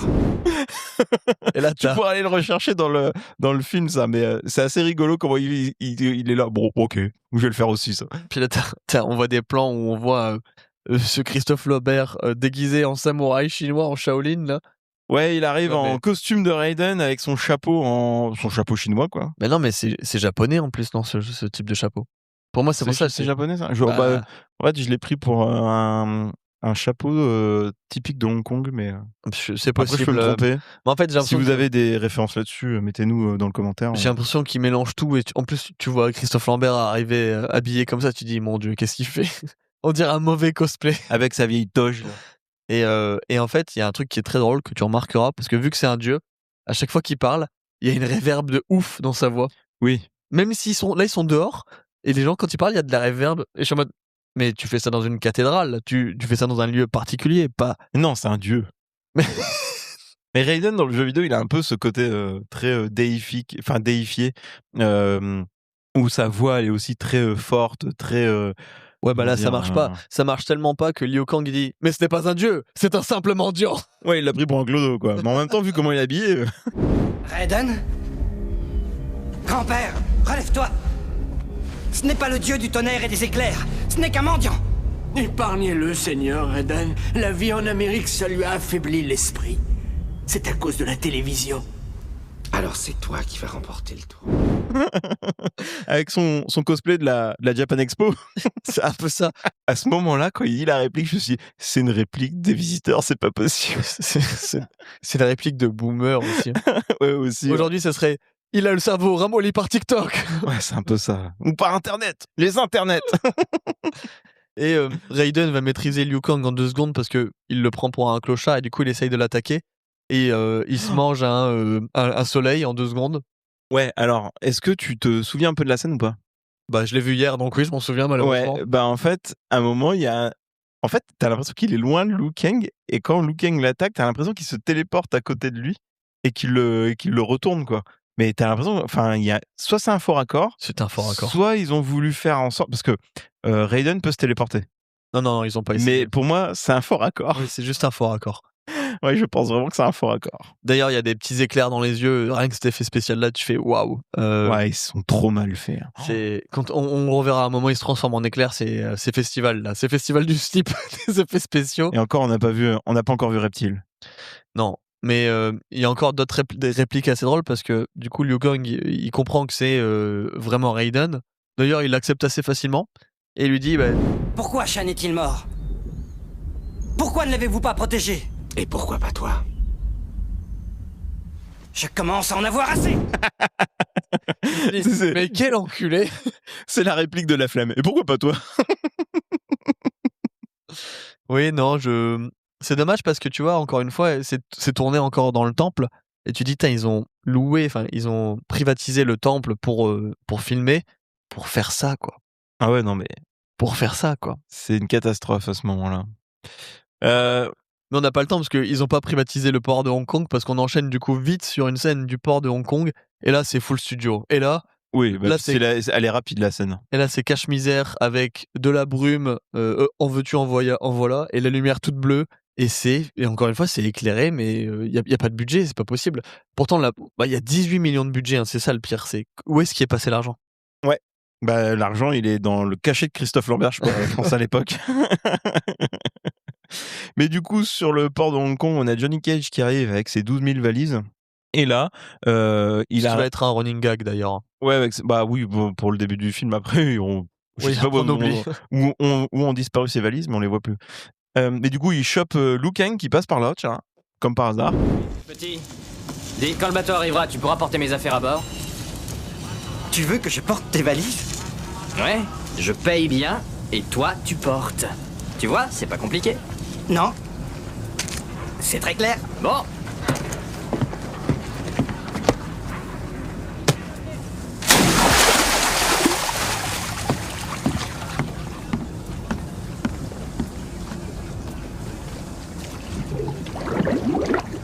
Encore heureux qu'il ait pas garé ma voiture. C'est drôle ça pour le coup. Ouais, c'est rigolo. Il l'a vraiment pris pour un larbin, quoi.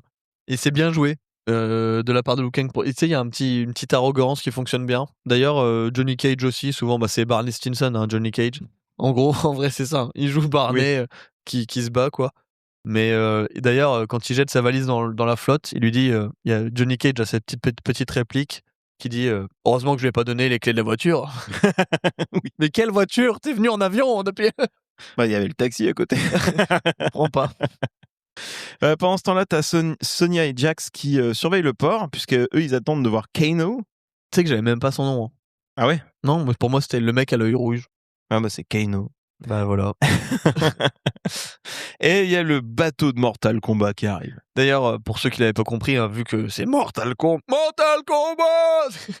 le bateau il arrive avec sur la proue, il y a un dragon, le dragon de Mortal Kombat justement. Oui, bah le dragon est partout. C'est très cheap. Hein. Il est très cheap, le il est bateau. omniprésent le dragon. Et dans le jeu vidéo aussi, le décor, t'as le dragon partout quasiment. Bah là, tu vois, on voit qu'on est en studio. Le bateau, c'est pas ceux de Pirates des Caraïbes, loin de là. Il fait carton-pâte. Ouais. Vraiment. On dirait le bateau, c'est de l'attraction dans Disney. Puis, mais t'es fou, il est mieux le bateau dans l'attraction de Disney.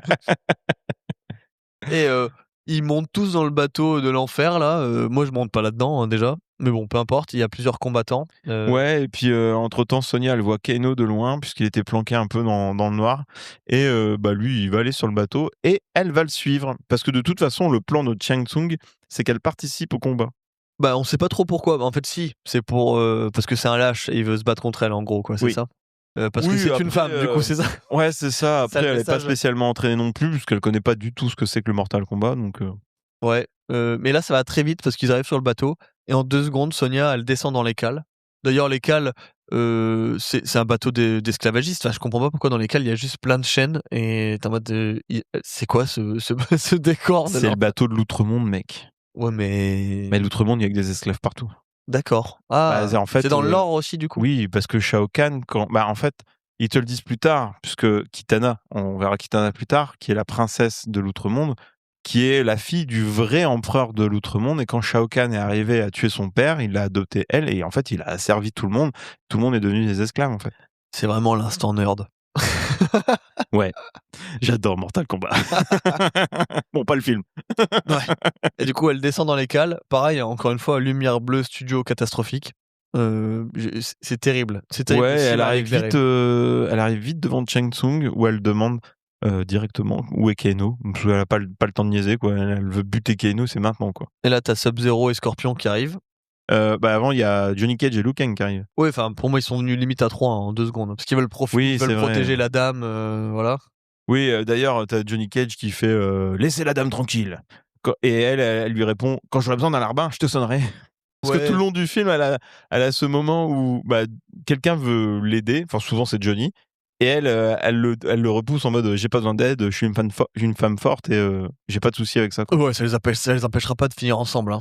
Non, puis ça lui empêchera pas de finir attaché aussi. À la fin du film, c'est ce qui lui arrive. Je croyais que tu parlais après le film, ça on sait pas. Non, hein, à la fin du film. Du coup, il y a une porte qui s'ouvre et en effet, Scorpion et Sub-Zero arrivent.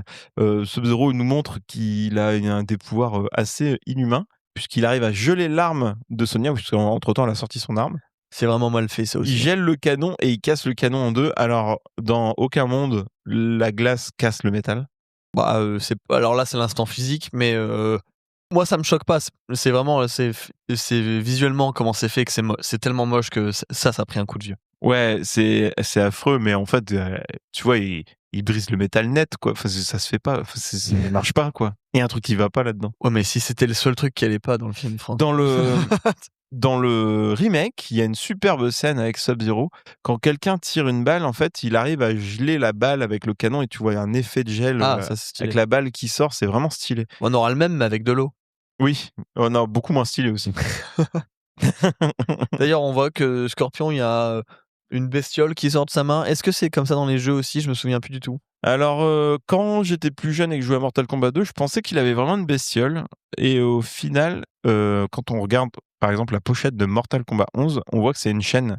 Et en fait, il lance une chaîne pour attraper la personne. Et c'est le fameux « Get over here !» D'accord, ouais. Voilà. Et il ramène la personne vers lui pour l'enchaîner à coups de combo. Et du coup, en fait, nos héros allaient se faire attaquer par les 2 boss de Mortal Kombat. Et là, c'est le moment effets spéciaux magistral du film parce que Christophe Lambert débarque en Seigneur Raiden. Ouais, déjà, le truc qui sort de la main de Scorpion, c'est affreux. Ça pourrait être graphisme PS1. Ça, c'est les mêmes graphismes que Reptile. Ouais, mais vu que c'est intégré dans la peau, ça pourrait être pire. Oui. Mais oui, c'est très moche. Hein. Mais il y a pire parce que du coup, quand Raiden arrive, t'as les éclairs de l'enfer et là, c'est en dessous de PS1. Là, vraiment, moi ça je le regarde pas au montage. Je préfère faire un effet de flash blanc. C'est les éclairs Mega Drive là. Ouais, c'est dur hein, quand même. Ouais, c'est compliqué quand Raiden il arrive là, les effets spéciaux sont vraiment affreux. Et du coup, il explique les règles, tant qu'ils sont sur le bateau. Il y a pas dans le tournoi, voilà, c'est le Continental de John Wick en fait, le bateau. Ouais, c'est un peu ça. Pas de combat sur le bateau. Et du coup, nos 3 héros et Raiden montent. Ouais, alors Raiden demande à nos 3 héros de le suivre, sauf qu'il se met en mode éclair et il se téléporte. Du coup, je me suis dit, mais comment ils savent où il est passé? Il aurait pu être n'importe où. Il a disparu. allez voir là-bas si j'y suis.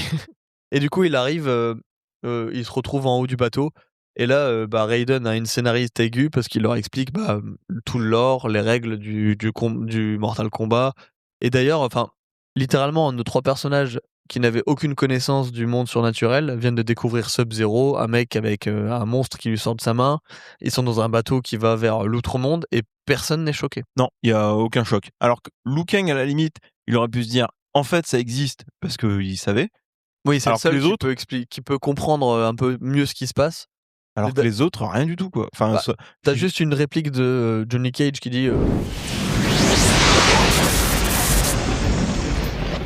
Bon, là, j'aimerais qu'on m'explique. Il y a un type qui fait sortir un truc de sa main, un autre qui gèle les canons des flingues, et le troisième, il apparaît comme par enchantement parmi les éclairs avant de disparaître en nous invitant à les suivre. Mais où on est et qui c'est ce type-là?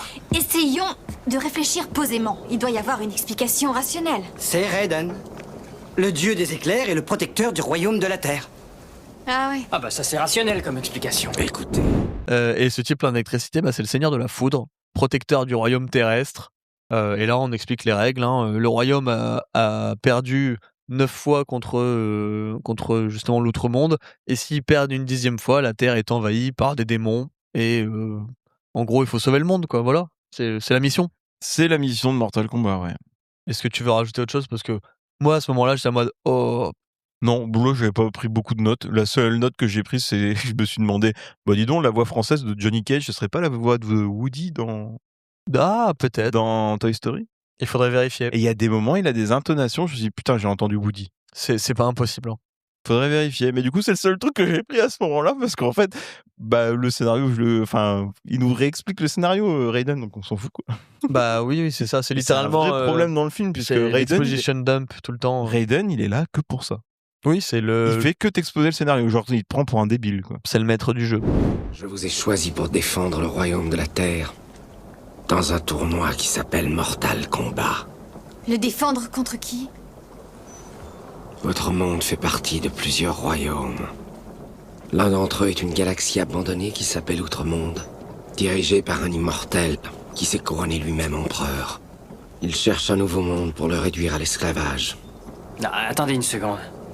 S'il est réellement si puissant que ça, pourquoi il nous a pas encore envahis? Pour envahir le royaume de la Terre, le sorcier de l'empereur, le puissant Shang Tsung, ainsi que ses guerriers, doivent remporter 10 victoires lors de Mortal Kombat.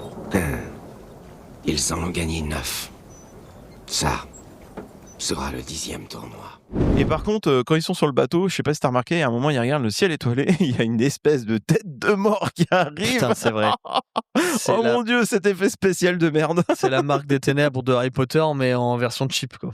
Oh ouais, putain. Puis après, il y a la tête de Shao Kahn qui arrive. Ah oui, alors parce que on voit une tête d'un mec et on le verra à la fin aussi, mais c'est Shao Kahn, c'est l'empereur. Et lui, c'est pas un tendre. On le voit à la fin. Ah, c'est Oui, le c'est monstre à la la- fin qui débarque. La grosse tête à la fin du film. Ouais, j'avais oublié, tu vois.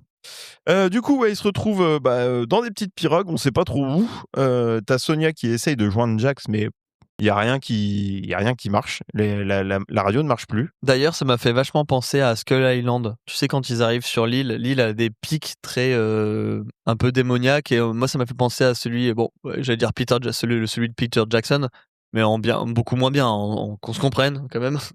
Beaucoup, beaucoup moins bien. Mais d'ailleurs, je trouve que il y a quand même des trucs un peu mieux faits dans le 2 là-dessus, dans mes souvenirs. D'accord. Les décors naturels, encore une fois, ils ont vraiment tourné en Thaïlande. Ça reste ultra beau. Ça fait très The Beach avec DiCaprio. Oui, c'est vrai.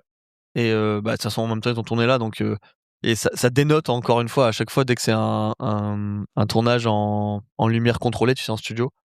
Et à chaque fois que c'est dehors, je suis en mode, c'est pas mal, ils auraient dû faire tout dehors, hein, honnêtement. Ouais, je pense ça aurait été mieux. Hein. Et puis en plus, alors du coup, comme Sonia n'arrive pas à joindre Jax, t'as Johnny Cage qui lui fait Jax, ici Sonia. Est-ce que tu me reçois? Pendant que tu y es, tu veux pas appeler mon agent? Est-ce que j'ai l'air d'une secrétaire? Oui. D'ailleurs, elle comprend pas, elle pense que son truc est cassé, mais en fait, t'as Liu Kang qui ouvre sa boussole et on le voit, elle tourne en continu. Ouais. Donc il comprend qu'ils sont plus sur Terre, quoi. Ah ouais, non, c'est fini, il n'y a plus de nord. Là. D'ailleurs, on l'a dit, mais là, Johnny Cage, avec toutes ses valises, il descend de la pirogue et il se casse la gueule dans l'eau avec au moins une cinquantaine. Une dizaine de valises, quoi, avec lui. Et d'ailleurs, il y a une. Je sais plus qui c'est qui dit ça, qui dit mais enfin, on est où? Et puis lui, il lui répond est-ce que j'ai l'air d'un. Ah bah, c'est Sonia qui lui dit ça. Mais enfin, on est où? Il lui répond est-ce que j'ai l'air d'un guide touristique? C'est un peu le ping-pong entre deux. C'est. Il commence à jouer à touche pipi un peu tout doucement.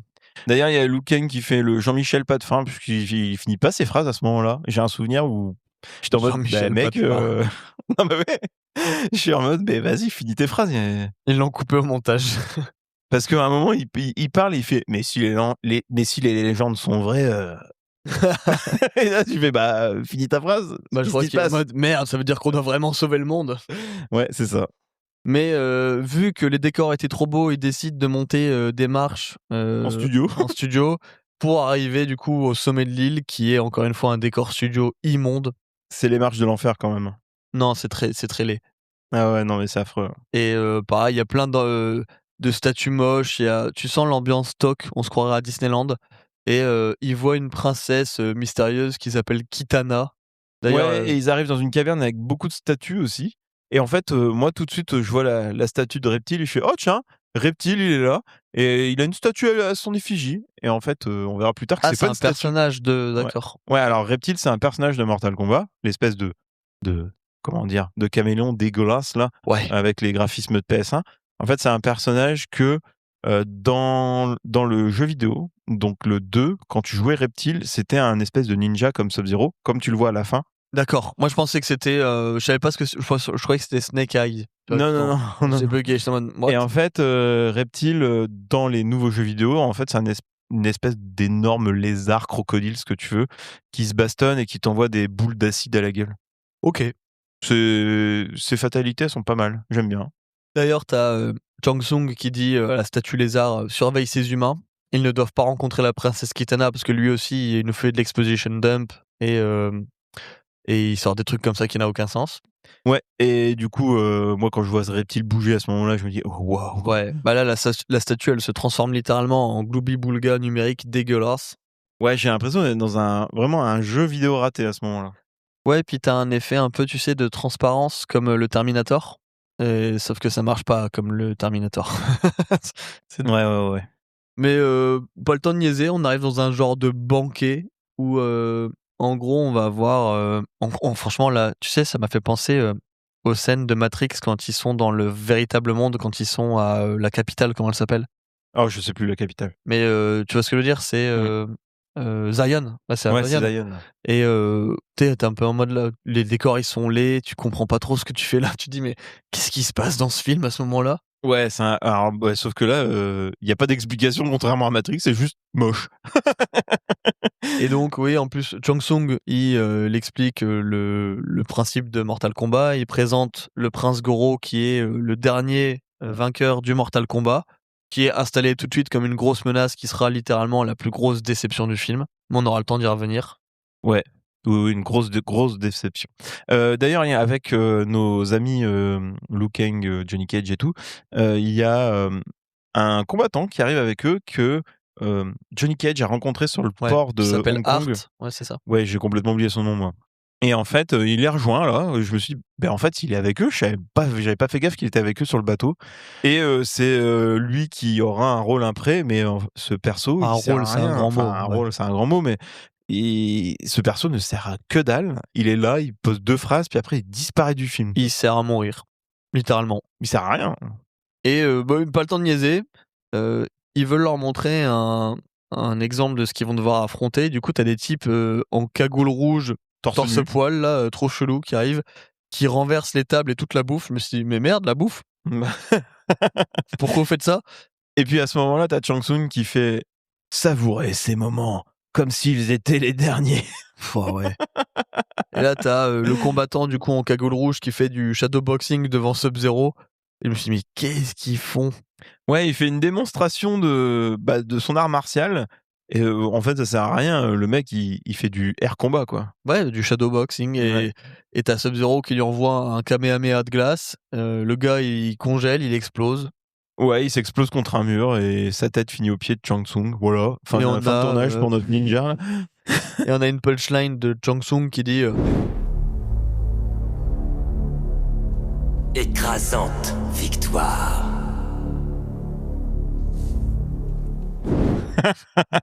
j'y reviendrai plusieurs fois. Puis après ça, t'as Tu vois, donc c'est là où je comprends pas, c'est au lieu de dire ça, il aurait dû dire fatality. ouais, Ça aurait été tellement été mieux. Ouais, c'est une vraie fatalité pour le coup, ça. Bah oui. Et j'étais en mode, mais c'est dans le jeu une victoire incontestable. Non. Non, c'est Non, juste non, non. d'accord. Non, dans le jeu, t'as le fameux ready, fight. Et au Et final, après, t'as fatality. bah ouais, en plus au final du coup t'as le mec en cagoule rouge, il a flex 2 secondes pour se transformer en Picard surgelé.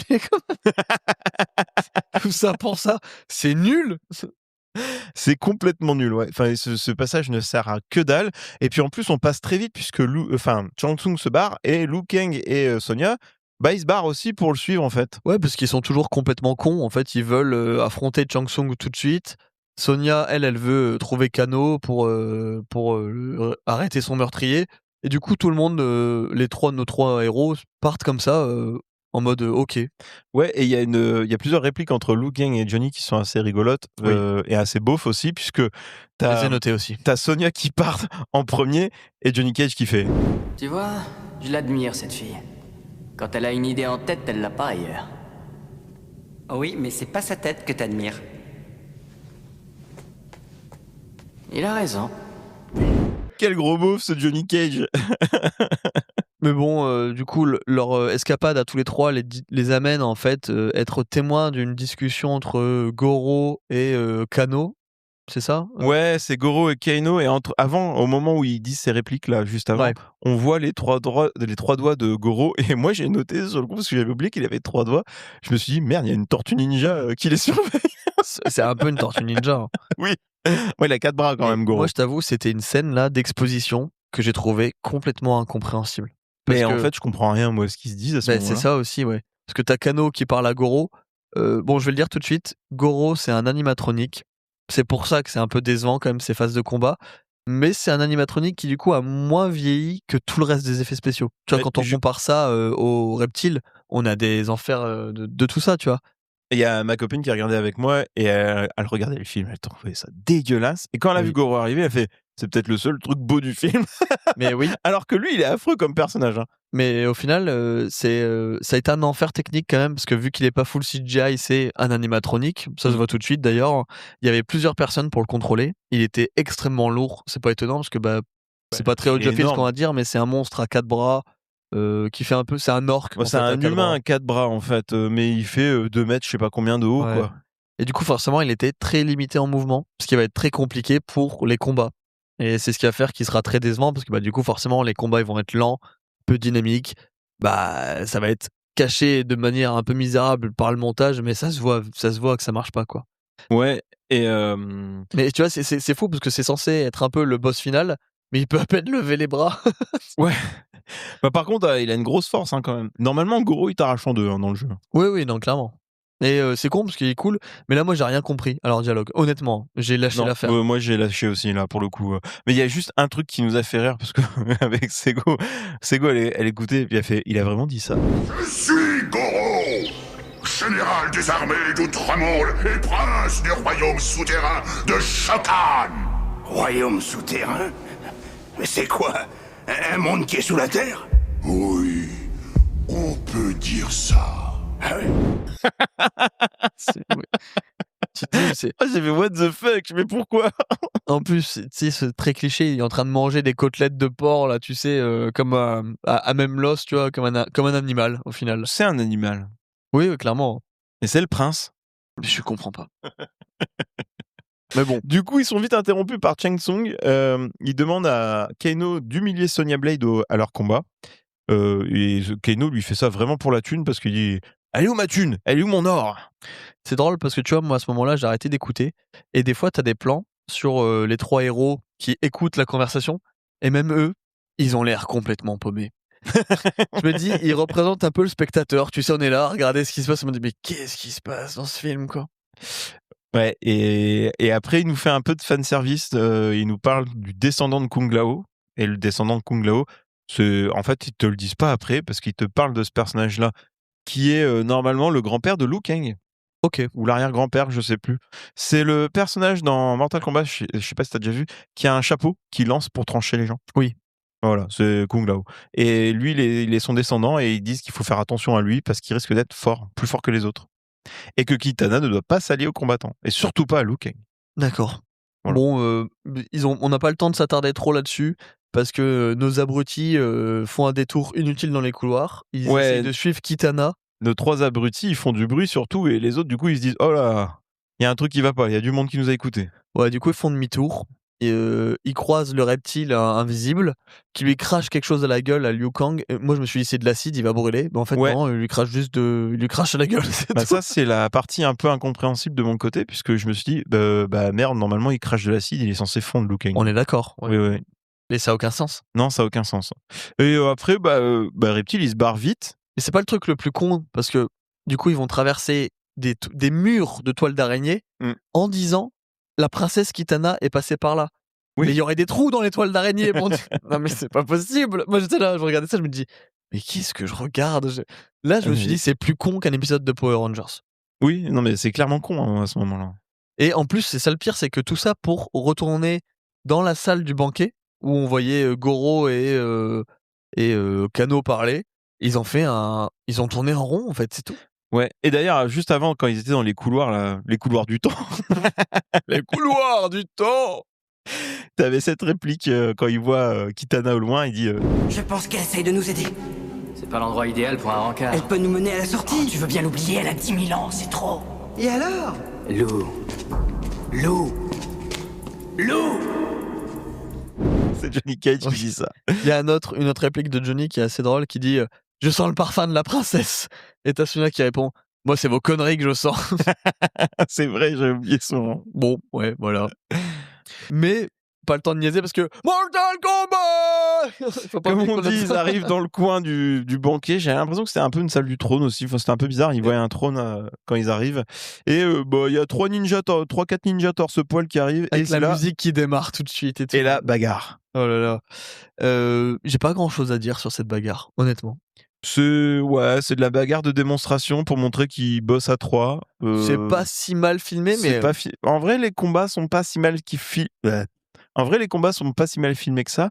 Mais le petit truc que j'ai à reprocher, alors je pense que c'est parce que j'avais pas vu ce genre de film depuis très longtemps de cette époque-là, les combats sont lents. Bah oui. Et ça fait très.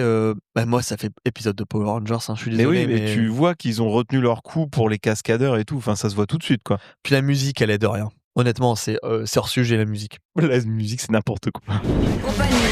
Je sais.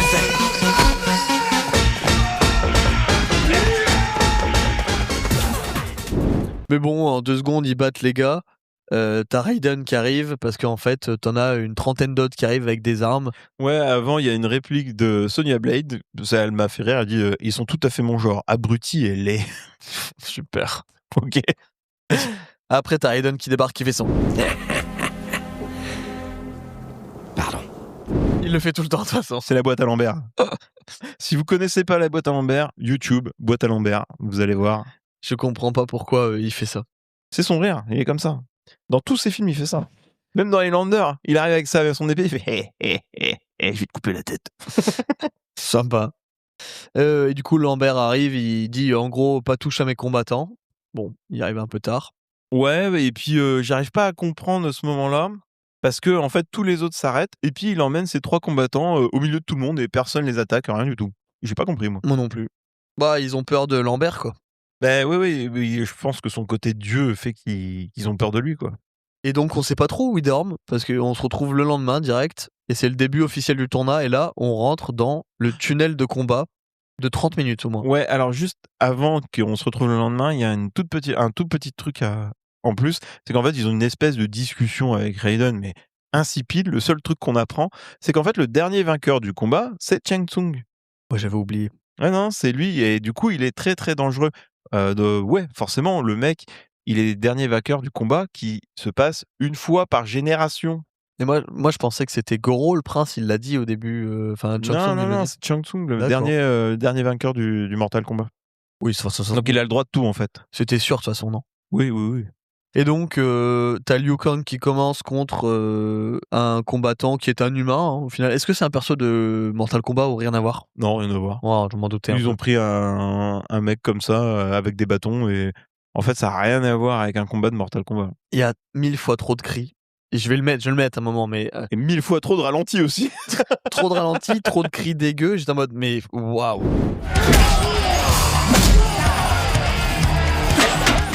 Et pourtant, c'est pas un mauvais combat en soi. Non, la bagarre est cool. Le montage est terrible, il casse le combat, mais sinon, je pense que c'était quand même une belle choré à la base.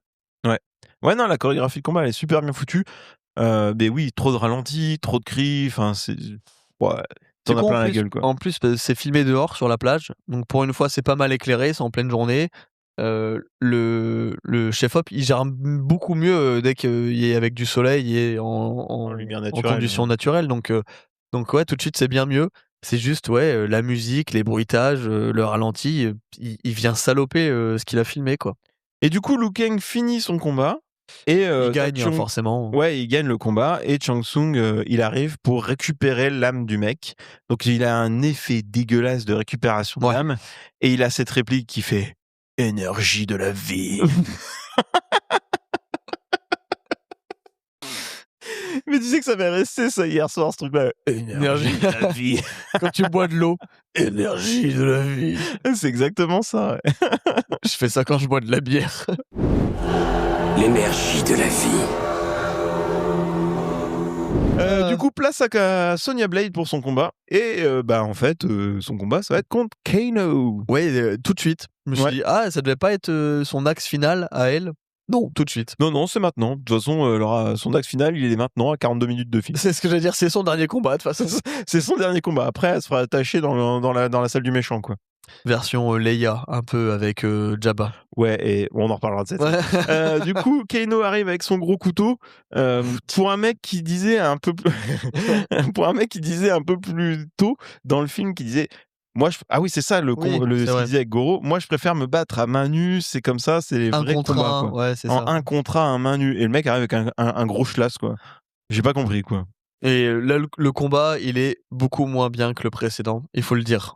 Là, c'est lent et on voit en fait qu'ils attendent les coups et ça va pas du tout la Corée là. Non, il y a des vrais problèmes sur ce combat-là. Et en fait, de toute façon, Sonya le désarme assez facilement et elle le défonce en 10 secondes. Shang Tsung demande de le tuer puisqu'elle a sa tête entre ses jambes. Titre. Il en fait à deux, mon Dieu. Elle se fait pas prier, elle lui brise la nuque direct, quoi. Mais elle le rien tue, à foutre, quoi. Ouais, elle le tue. Ah, j'avais pas capté. Si, elle le tue, elle lui brise la nuque. En fait, tu lui fais un do it de Palpatine. Sauf... Je ne devrais pas. C'est contraire à l'ordre Jedi. Du coup, fin de tournage pour l'arc de la vengeance de Sonya Blade.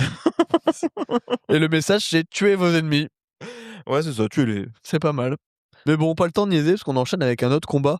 Avec une transition dégueulasse pour arriver sur Johnny Cage. J'ai même pas C'est une transition où tu passes, tu sais, genre la caméra elle passe très rapidement comme ça, là, très fort. Ouais, c'est un pan, ouais. Ouais, c'est ça. Et c'est so 90s, quoi. C'est dégueulasse. Ça fait mal. Hein. Ouais, ça pique aux yeux.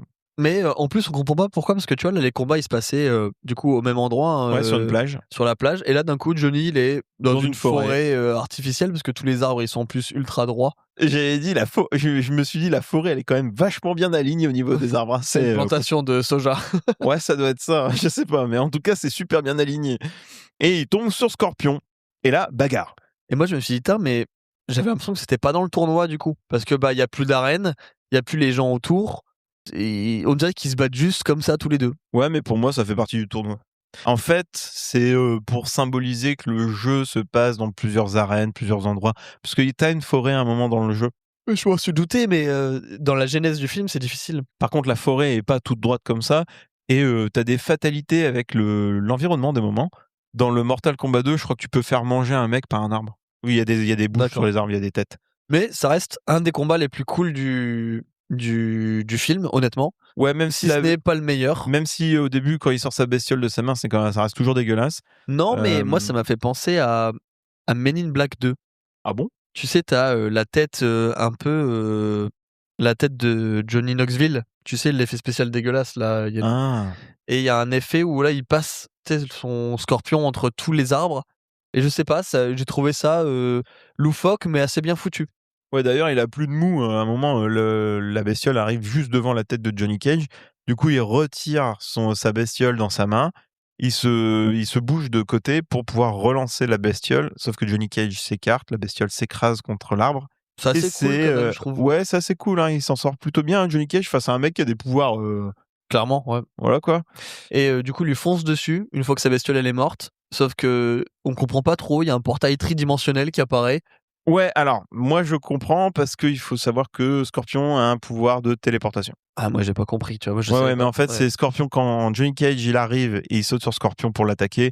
En fait, Scorpion fait son pouvoir de téléportation et il le téléporte dans un univers un peu parallèle. D'ailleurs, je sais pas comment sort Johnny Cage de cet univers-là après. Mais bon, on en reparlera après, c'est un peu bizarre. Mais normalement. Oui, c'est vrai, comment comment il s'en sort. Scorpion, par exemple. Il est resté bloqué là. Scorpion passe dans des portails dans un univers un peu parallèle que seul lui peut accéder, je crois, où il y a plein de flammes et tout, normalement. C'est pour ça la couleur orange de l'univers où ils vont arriver. Et après, il ressort d'un autre portail de téléportation pour attaquer ses ennemis par derrière. D'accord. Mais tu vois, C'est moi, il y a un un pouvoir dans le jeu. moi, je me suis dit que là, c'était un des stages, enfin, un des niveaux de Mortal Kombat. D'ailleurs, je sais pas si j'avais la version québécoise, mais je pense pas. Mais ils disent Mortal Kombat à chaque fois. On est d'accord ça, en VF. ils disent Mortal Kombat en VF. C'est peut-être la version québécoise. Peut-être la version québécoise. C'est pour ça que t'avais pas ma réflexion sur le fait que c'était la voix de Woody dans Toy Story. Parce que moi, à chaque fois, ils disent le Mortal Kombat. Non, t'as eu la version québécoise. Ouais. Merde alors. Ils disent le Mortal Kombat. Écoute, moi je crois que dans l'épisode là, ça sera les répliques québécoises. Ça sera ambiance. Hein. Bon, c'est pas grave. Et vous verrez, à chaque fois ils disent le Mortal Kombat. Ouais, non, mais t'as eu la version québécoise. C'est sûr. Du coup, on arrive dans une autre dimension. On a l'impression d'être sur des bateaux. On sait pas trop. C'est des os, du bois. Il y a du bois, on dirait des morceaux de bateau. On sait pas trop où on est. C'est très très orange-rouge. Du coup, ils sont sur une espèce de plateforme, pont de bois, plateforme en bois. Et ils se battent de manière un peu classique. Et là, j'ai un regret quand même de réalisation. Mais j'aurais bien aimé qu'ils respectent le jeu vidéo et que ces scènes de combat-là se tournent uniquement sur un plan horizontal et qu'on les voit que de côté. Comme dans le jeu vidéo. Oui, bah, il y en a une à un moment comme ça. Ouais, mais jamais un combat entier.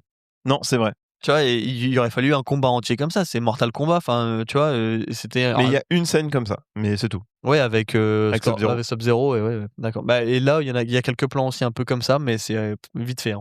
Du coup, petite baston, et puis une fois qu'il a mis Scorpion un peu à terre, il se met à faire du tourniquet autour d'une barre, Johnny Cage, pour monter sur une plateforme encore plus haut. Sauf que Scorpion, il est un peu malin, donc il tape dans les piliers pour le faire tomber tout en bas.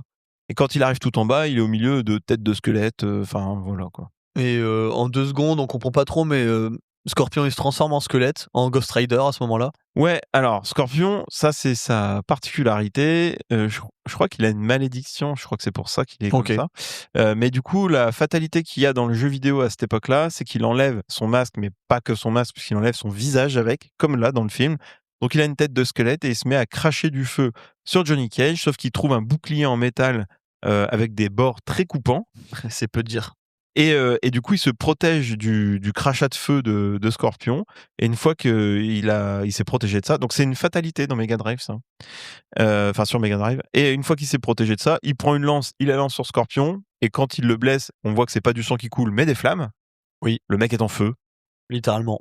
Et du coup, il arrive avec son bouclier, il le tabasse à coups de bouclier, il lui coupe le crâne avec le bouclier, avec le coupant du bouclier. Et fatalité pour Monsieur Johnny Cage. C'est dommage qu'il profite pas de ce moment-là pour faire un fatality. Ouais, carrément pourquoi dommage. il le fait pas. D'ailleurs, on comprend pas non plus, mais avec le bouclier qui tombe et le bout du corps, en fait, t'as comment il s'appelle, Scorpion qui explose littéralement. Et quand il explose, on voit des bouts de lui en feu avec une photo de Johnny Cage avec signé To My Greatest Fan, Johnny Cage. Et je comprends pas ça. Ouais, alors ça. C'est la signature de la fatalité de Johnny Cage. C'est pour ça que c'est une fatalité. Ok. Donc voilà, c'est un peu quand t'as pas la ref, c'est signature. bizarre. Hein. Ouais, mais en fait, quand il fait une fatalité, il laisse un autographe sur le truc. Voilà. C'est le côté rigolo, un peu décalé du jeu, ça. On enchaîne sur un combat complètement inutile de Liu Kang contre Kitana sur la plage. Ouais, il est complètement useless et en plus de ça, il est mal fait.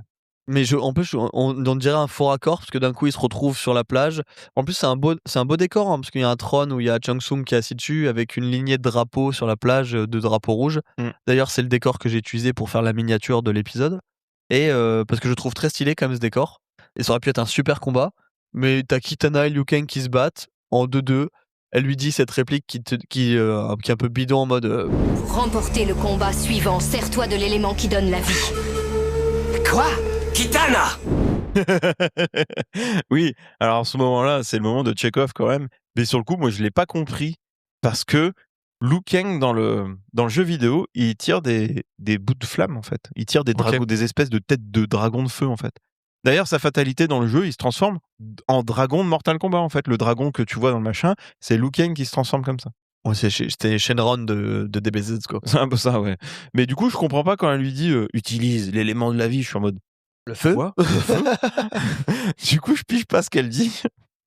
Et le combat, il est vite arrêté par Shang Tsung parce que il voit qu'ils combattent pas vraiment et qu'ils sont en train de se parler. T'es en mode, mais je comprends pas du tout d'où ça sort. Ouais, et en fait, Shang Tsung, il préfère arrêter le combat et les séparer. Je trouve ça un peu bizarre, mais bon, bref. Parce que Kitana, elle bosse pour lui, pour Shang Tsung à ce moment-là, elle combat pour lui. Mais Et bon, donc, on se retrouve vite dans une pièce où Raiden est avec une capuche et des seaux d'eau, il est en train de laver le sol. C'est quoi, c'est un larbin? Qu'est-ce qu'il fait? J'ai pas compris. Et d'un coup, il y a Liu Kang qui arrive et bagarre. Bagarre en 2D. ouais, en 2 secondes. Comme tu le dis, il y a ce plan qui fait très Mortal Avec Kombat. Sub-Zero, hein, par contre, C'est j'ai oublié dommage. de le dire, mais Ouais, c'est ouais. bagarre avec Sub-Zero. C'est dommage que ce soit pas un combat en entier comme ça, et je le trouve complètement nul, ce combat contre Sub-Zero, honnêtement. Bah, et puis tout le côté 2D, il est pas bien respecté, puisqu'ils partent un peu dans tous les sens. Enfin, ouais, il est nul le combat. Alors, la partie en 2D, elle est quand même pas trop mal foutue. Non, c'est vrai. La chorégraphie de combat est vraiment bien foutue. Mais quand ils sortent du truc du 2D, bah en fait, là, ça part en sucette. Puis au final, ils se retrouvent très vite face à Sub-Zero, qui crée un espèce de dôme de glace autour de lui parce qu'il voit qu'il se fait défoncer par Liu Kang. Ouais. Et on voit que s'il commence à s'approcher du dôme de glace, bah il gèle complètement. Et là, si jamais vous aviez pas compris, puisque c'était littéralement il y a 30 secondes, on revoit Kitana qui arrive avec sa réplique qui revient « Sers-toi de l'élément qui apporte la vie ». Toi, tu te dis, il est vraiment con, il a pas compris que c'était l'eau depuis le début. Et là, je sais pas pourquoi, mais comment il s'appelle, Raiden est parti en laissant ses seaux d'eau. Vu qu'il avait le sol. C'est un peu la meuf, c'est un peu la petite Dancing qui laisse tous ses verres d'eau. Ouais, c'est un peu ça, ouais. Du coup, Liu Kang prend un seau de flotte, le balance vers Sub-Zero, et ça traverse le dôme de glace. L'eau se transforme en énorme pic de glace, transperce Sub-Zero, et fin de tournage pour Sub-Zero. Ouais, c'était ça. En vrai, Grosse le combat, il déception. dure 1 minute. 1 Ouais, minute c'est 30. ça. Pas plus. Le mec qui joue Sub-Zero, là, François Petit, il est là 3 minutes à l'écran, quoi, tout cassé. Pour faire ça. Juste pour faire ça, juste pour mourir bêtement. Alors que Sub-Zero, c'est quand même un des combattants les plus forts du jeu. Comme Scorpion. Hein. Ah, et justement, en parlant de combat décevant, ça va vite enchaîner parce que vu que les humains ils sont en train de trop gagner, Shang Tsung il dit, il envoie Goro pour défoncer plein de gens. Et là c'est le cache-misère de l'enfer. Mais vu qu'ils peuvent pas montrer Goro se battre parce que c'est une marionnette, on voit juste des gens qui tombent à terre. Ouais, on voit plusieurs combattants se faire terrasser par Goro. Par contre, moi, j'ai pas compris parce qu'au début, je me suis dit, ok, il y a nos 3 combattants, il y a le mec qui est là de temps en ils temps. sont une trentaine à être Et venus, j'avais ouais. pas compris qu'il y avait autant de monde, moi, en fait. Bah, on les voit en fait venir dans le bateau vite fait au début, mais et en fait, ouais, ils défoncent une dizaine de mecs, mais c'est genre, en vrai, le plan, c'est 10 gars qui tombent sur des cailloux blancs et enchaînés, quoi. Et ça va, c'est horrible. Vraiment, c'est un cache-misère de l'enfer, mais on n'a pas le temps. Tu vois le montage des manteaux et des sacs de Miranda dans Le Diable s'habille en Prada, mais avec ça. des combattants. C'est vraiment ça. Hein. Et c'est un peu inintéressant parce que, et en même temps, heureusement qu'ils ont fait ça parce que ensuite on voit Hart, du coup, le combattant qu'il connaissait, Johnny Cage, qui va affronter Goro. Et là, le combat, que dire? Bah, il fait pas le poids, il se prend des torgnoles dans la gueule, mais. Mais c'est pas. En fait, c'est un cache-misère parce qu'on le disait tout à l'heure, vu que c'est un animatronique qu'ils n'arrivent pas à gérer, et ben c'est ultra mal filmé.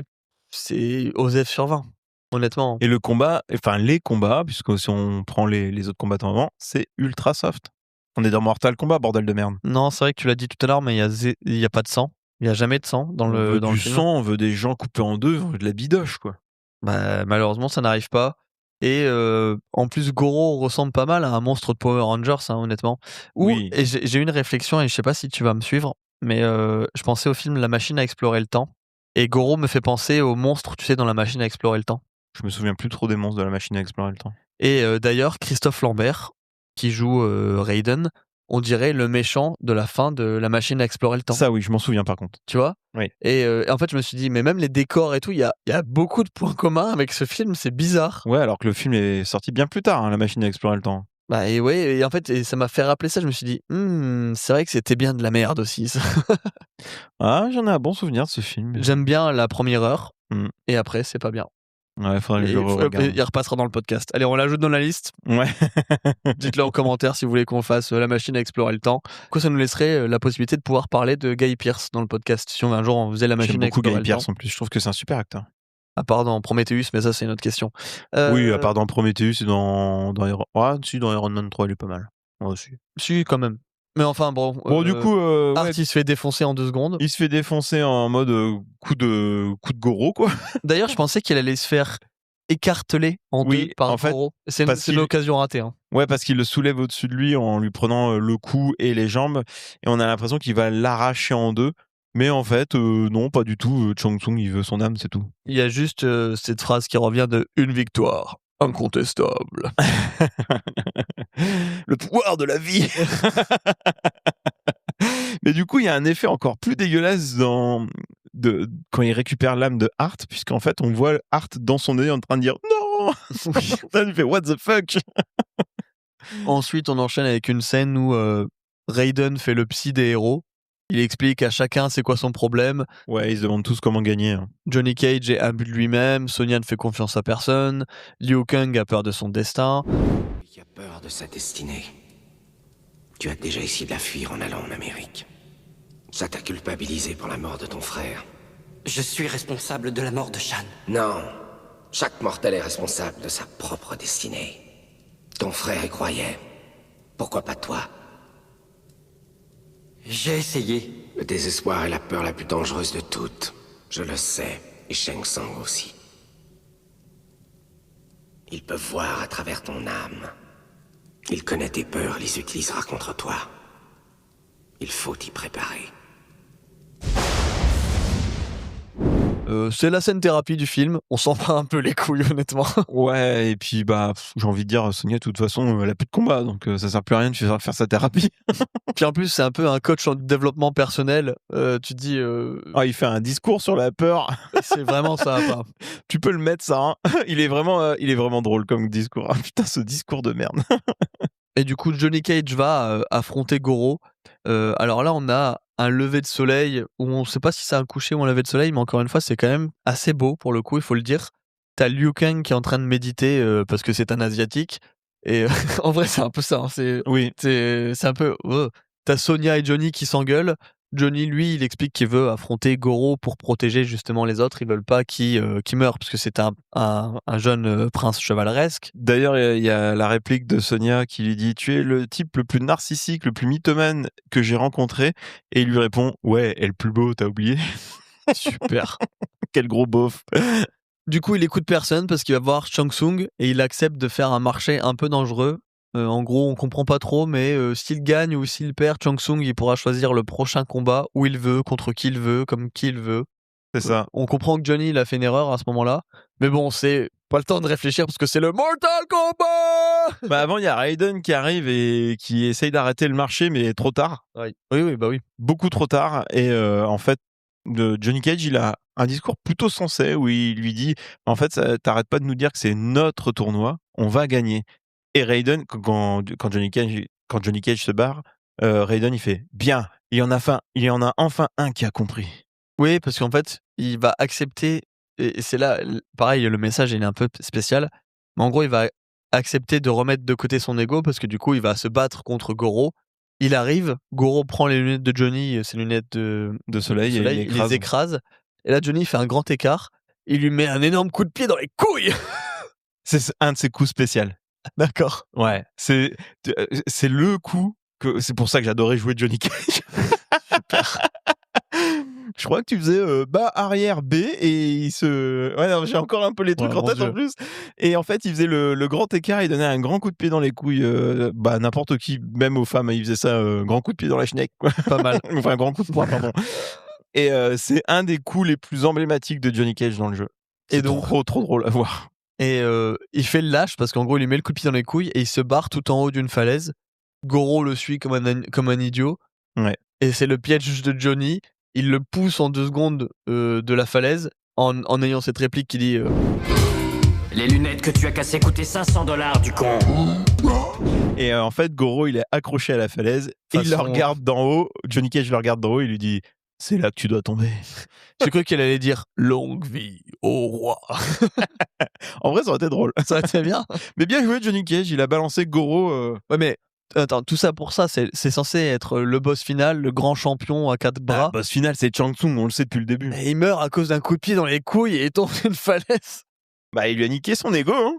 Ouais, c'est. D'ailleurs, après avoir donné le coup de poing dans les couilles, t'as Johnny Cage, il fait waouh, putain, il fait mal. Les couilles d'acier. C'est Shaolin Soccer. Ouais, c'est Jambes ça. de bois. Tête de fer. Du coup, après tout ça, t'as Shang Tsung qui chope Sonya. Titre. Par la tête. Titre. Ça s'appelle un facefuck. Oh, le poupée, c'est dégueulasse. Bon, du coup, t'as Shang Tsung qui chope Sonya, qui attrape Sonya. C'est terrible. Et il choisit de l'affronter. Il change de lieu grâce à un effet de téléportation dégueulasse. Ouais, en bleu PS2.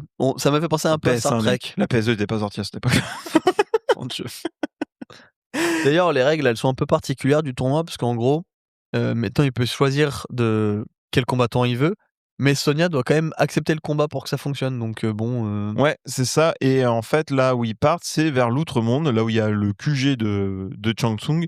Et Raiden leur dit à Johnny Cage et à Liu Kang, bah moi, je peux pas y aller, j'ai pas le droit d'y aller. Donc, bah allez-y, cassez-vous.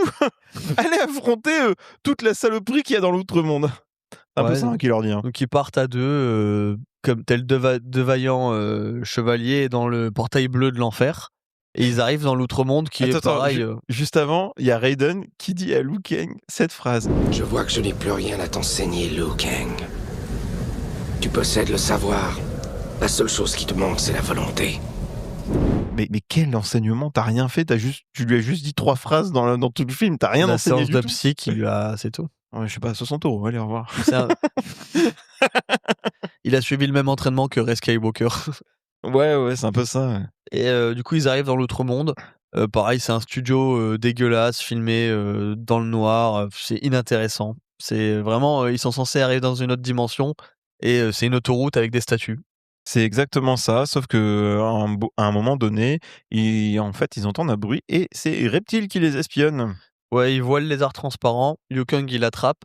Et alors là, il faut m'expliquer parce que Johnny Cage va complètement disparaître de la scène. Il va même pas assister au combat. Non, mais oui, lui, il a disparu. Ouais, c'est vrai. Hein. Il est plus là. En fait, il est parti s'asseoir sur. Oui, sur il est parti s'asseoir. Il a regardé le combat se passer. En fait, Liu Kang a chope Reptile et le balance dans une des statues qui a un peu le ventre ouvert, quoi. Et dans la statue, il y a des espèces de tentacules de hentai qui chopent Reptile et qui l'entraînent à l'intérieur. Et là, la statue se transforme en combattant style Sub-Zero. J'ai pas compris. Là, pour le coup, que dalle. Ouais, c'est étonnant. Et du coup, c'est combat. Enfin, bagarre. Liu Kang contre le ninja Reptile. Et il a l'air plus fort que Sub-Zero au début, puisqu'il tabasse quand même Liu Kang, quand même, Reptile. Ouais, non, c'est vrai. Et sur fond de techno des années 90. Encore une fois, c'est techno dégueulasse. Il n'y a pas assez de plans larges. Le découpage, je le trouve complètement confus. Le lieu, il est mal choisi, mal filmé. C'est triste parce que c'est dommage que ce soit peut-être un bon combat, mais moi, là, à ce moment-là, j'en avais plein le cul, hein, honnêtement. Ouais, et en fait, à la fin du combat, t'as Liu Kang qui fait son espèce de coup de pied, tu sais, où il est en l'air et il donne plusieurs coups de pied d'affilée. Je me doutais que c'était un truc du jeu, mais ça fait très DBZ / Power Rangers. Ouais, mais dans le jeu, en fait, Liu Kang, il avait une petite faille dans Mortal Kombat 2. Tu maintenais le coup de pied enfoncé avant le 3, 2, 1 fight, et en fait, dès que tu lâchais, il te balançait les coups de pied dans la gueule, tu perdais un quart de vie. Sympa. Du coup, il fallait se protéger très très vite. Mais du coup, il fait son multiple coup de pied, il balance le ninja en dehors et le ninja redevient une statue, je sais pas pourquoi, et il y a plein de cafards et d'insectes dégueulasses qui sortent. Ouais, c'est random. Référence à Men in Black. Oh, c'était un cousin à toi. Mais ouais, j'ai pas compris ce qui s'est passé, je sais pas où est passé Johnny Cage entre-temps, je sais pas, il est parti pisser. T'as Kitana qui arrive qui dit tu as enfin compris, il faut que tu viennes avec moi. Mais qu'est-ce qu'il a compris? Moi c'est de la merde ce truc.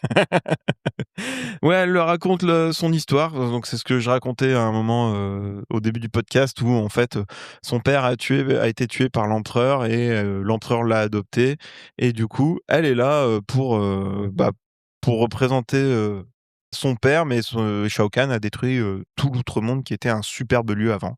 Moi, à ce moment-là, j'étais là. Ouais, on s'en fout en fait. Parce que, en fait, le problème du truc, c'est que Kitana, elle est pas approfondie, on sait pas qui c'est, on s'en fout, on sait juste qu'elle a 10 000 ans, elle dit 3 phrases à Liu Kang pour essayer de gagner. Et en fait, en plus, ils ont flingué le personnage parce qu'elle a pas du tout ces éventails en métal qui découpent des gens. Donc ouais, non, ils ont complètement flingué un des meilleurs persos de Mortal Kombat, clairement. Mais c'est pas grave parce qu'en fait, on arrive vite du coup dans la scène Sonya prisonnière, elle est dans un donjon, ils lui ont détaché les cheveux, c'est la première fois du film où ça arrive. Ouais, tu te souviens un peu de la CGI à ce moment-là aussi, parce que elle est dégueulasse. Parce que en fait, tu vois, quand ils arrivent dans le donjon, c'est un décor un peu fait en studio. Oui, ça se Mais voit. en fait, quand elle est attachée sur l'effet où il y a comment ça s'appelle, une transition sur elle, t'as un effet déjà dégueulasse. Et en plus, elle est mal détourée. Fais une pause, Ah, j'ai pas fait tu vois attention. qu'il lui manque des bouts de cheveux. Tu vois que elle est hyper mal Après, détourée dans le truc. tout est laid, donc c'est pas très grave. D'ailleurs, dans la salle, c'est au sol, il y a le logo Mortal Kombat bien au milieu. Et elle est attachée. Tout autour du logo en rond, t'as des moines avec des capuches. On sait pas trop ce que c'est. Les fameux moines à capuche. Ouais, voilà. Elle est attachée, habillée en cuir façon, on en parlait tout à l'heure, mais Leia de Star Wars. C'est l'Empire contre-attaque. Je vais y arriver, merci. Et Chun Sung, il veut qu'elle accepte le combat contre lui. Elle dit mes amis, ils vont venir me sauver. Et parmi les disciples à capuche, justement, il y en a 3 qui enlèvent leur capuche. Et forcément, c'est Johnny Cage, Liu Kang et Kitana. Ils sont là en mode ouh, coucou, on est là. Ciao. En 2 secondes, tous les moines y fuient. D'un coup, on comprend pas trop. Liu Kang, il dit je dois me battre contre toi. Pendant que t'as Johnny Cage et Kitana qui libèrent Sonya. Et on arrive sur le combat final qui est en 3 phases. Qui est Liu Kang versus Chun Sung. Ready? Fight! La phase 1, c'est un combat normal qui dure genre 30 secondes. Et en fait, dès qu'il lui met un coup et il commence à signer, Chang Sung, il invoque des âmes de soldats, c'est un peu ça. Ouais, c'est ça. Il y a des combattants qui sortent par des genres de trappes d'égout. Il y a même un samouraï, on comprend pas trop. Bah si, en fait, ils font des combats depuis plusieurs générations.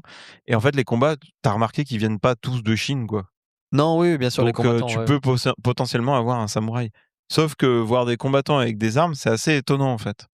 Pour l'instant, on a vu que des combattants sans armes. Même de Scorpion qui normalement se bat avec une épée, il a pas d'épée. Ouais, c'est ça. Et du coup, bon, il se bat contre 5-6 adversaires à la fois et ça se passe en 2 secondes, hein, honnêtement. Il les défonce tous en 10 secondes, il leur met un coup de poing chacun, ils sont tous morts. Et donc ça, c'était la phase 2. Et du coup, phase 3, il monte un escalier en colimaçon. Il arrive devant Chang Sung et là, il y a cette phrase de Chang Sung qui lui dit « Liu Kang, je peux lire ton âme, tu vas mourir. » il lui fait une Voldemort en gros parce que là, il se transforme en son frère. Et il lui dit « C'est de ta faute, tu m'as laissé mourir. » Et là, on a du coup le message du film qui est « Non, chaque homme est responsable de son destin. » Ouais, c'est un peu ça. Et Liu Kang, il tombe pas dans le piège de l'émotionnel. Du coup, bagarre. Ouais, bagarre assez rapide. Très rapide la bagarre. On l'a pas dit, mais entre-temps, t'as des pics qui sont sortis du logo Mortal Kombat. Eux, ils sont tout en haut de l'escalier et juste au-dessus de ce rond avec des pics. Et en 2 secondes, en fait, il va envoyer Chang Sung tomber dans le vide, quoi, tout simplement. Ouais, et en fait, parce que ces âmes, elles se rebellent contre lui à un moment donné. Oui. Et je sais pas pourquoi. J'ai pas compris ce moment-là. Les âmes qu'il a en lui se rebellent contre lui, et du coup, il perd en puissance. Et Liu Kang en profite pour lui asséner la fatalité finale, l'envoie dans le vide et il s'empale. Alors, dans Mortal Kombat 2, il y a 2 stages, 2 arènes où tu peux empaler des gens dedans en fatalité. Il y en a une où quand tu fais un coup de poing, tu sais, les fameux coups de poing de Mortal Kombat, tu te mets accroupi et tu donnes un grand coup de poing vers les airs. En fait, tu peux empaler un mec dans des pics comme ça, mais sur le plafond. D'accord, ouais. Et en fait, t'en as un autre où c'est sur un pont et si tu le fais bien, tu balances le mec au-dessus il passe de l'autre côté du pont et il tombe sur des pics plus bas. Donc c'est une vraie référence à une fatalité dans une des arènes. Bon, du coup, il meurt comme une merde. Quand il meurt, il y a... il meurt vraiment comme une merde. Parce que Chang Sung, il a des pouvoirs de ouf. Et là, il se retrouve à rien utiliser. C'est une catastrophe. Il tombe dans le trou, littéralement. Ouais, littéralement. Et il y a un tunnel bleu qui sort de lui avec toutes les âmes qui l'avaient emprisonné et qui vont au paradis. Du coup, il y a le frère de Liu Kang qui arrive qui lui dit « Oh, nous nous retrouverons un jour, mais pas maintenant, sois en paix. » et puis c'est ciao, quoi. Et c'est fini, on revient vite sur Terre. Ouais, on revient vite sur Terre et les héros ils rentrent, il y a déjà 2 couples qui se sont formés, t'as Johnny Cage avec Sunya, puis Liu Kang avec Kitana, elle a 10 000 ans quand même. Ouais. Il va falloir de la lube. Oh non. Non, mais elle a 18 ans, c'est comme si, enfin, t'imagines quand elle avait 9980 ans, il était pas né, quoi. Ça n'a aucun sens. Mais du coup, c'est pas tout à fait la fin, puisqu'un orage gronde Non, et ils arrivent et il y a Lambert qui les regarde et il fait vous avez réussi. Raiden qui fait son rire magnifique et un orage gronde et là t'as la grosse tête de Shao Kahn qui apparaît dans les airs, qui explose un morceau du temple et il dit qu'il va prendre les âmes des humains, qu'il va tout défoncer. Fin du film. D'ailleurs, je l'ai pas dit, mais il y a beaucoup de moments dans le film où à chaque fois qu'il y a un méchant ou qui parle, il y a du tonnerre. Oui, ils aiment bien l'orage. Il y en a tout le temps. Ah ouais. Shang Tsung, quand il apparaît, il y a de l'orage. Tout le temps. Ouais. Quand t'arrives dans l'outre-monde, il y a de l'orage. Donc non, c'était Mortal Kombat 95. C'est un objet très étrange, hein, honnêtement. C'est un objet de collection pour moi. Je pense des films comme ça, on en reverra plus. C'est particulier. Hein. C'est vraiment, tu dis, tu pouvais pas rater autant que ça. Il fallait le vouloir et pourtant ils ont réussi. D'accord. Ouais. Et c'est fou, hein, c'est pas mal. Et c'est quand même un film qui crie Mortal Kombat toutes les 10 minutes. Ouais. Sur une musique techno. Donc non, voilà. Alors petit, on l'a dit tout à l'heure, hein, mais au niveau du budget, on est à 18 millions de dollars. Ce qui explique quand même les effets spéciaux qui sont assez limités, les décors studio un peu cheap, mais bon, quand même, ça aurait pu être bien mieux fait. Je suis désolé, hein, mais 18 millions, c'est quand même beaucoup d'argent. Quand on voit ce qu'on arrive à faire en France avec beaucoup moins d'argent, je peux te dire que... Tu vois, les visiteurs étaient mieux faits, par exemple. Bah voilà. Donc bon. Mais il fait un x7 sur son budget, puisqu'il rapporte 122 millions de dollars, dont 70 sur le terrain c'est fou, t'imagines américain. Merci le jeu vidéo, merci le succès de Mortal Kombat. Il a été numéro 1 au box-office en USA à sa sortie. C'est ça le pire. C'est pas étonnant. Hein. C'est complètement bancal, mais ça a cartonné. Ça a eu un impact assez énorme, hein, on l'a dit tout à l'heure, mais ça a démarré la carrière de ce bon vieux Paul W. Sanderson, justement. Ouais, alors je comprends toujours pas pourquoi. Bah, ça a cartonné ça, en fait, c'était pas un succès critique, mais vu que c'était un succès commercial, bah, ça suffit pour que c'est vrai, les studios ils s'intéressent à lui. Après, il a surfé sur un succès de jeux vidéo aussi. Hein. Puis après, ils lui ont donné que des projets comme ça, donc voilà. Hein. Donc, mais c'est une exception, parce que tu l'as dit tout à l'heure, Mortal Kombat Annihilation, ça sera quand même beaucoup moins bien reçu en termes de budget. D'ailleurs, si vous voulez voir la critique de Mortal Kombat Annihilation, il y avait à l'époque Karim Debache dans Crost qui avait fait toute une vidéo sur le 2. Il n'avait pas jugé utile de faire le 1. Mais il a fait toute une très très bonne vidéo sur le 2 qui est hyper drôle. Moi, j'adore la regarder de temps en temps. Et c'est là qu'il raconte aussi pourquoi il n'y a pas Christophe Lambert dans le 2, etc. etc. Bon, alors forcément, vous n'allez pas être étonné, mais il n'y a eu aucune récompense, ni nomination, hein, étonnamment. On a fait un downgrade depuis le Diable s'habille en Prada. Ah si, on a eu nomination Saturn Awards pour meilleur film de science-fiction et meilleur costume. Alors, je sais pas ce que c'est les Saturn Awards. Ça n'a pas l'air ouf.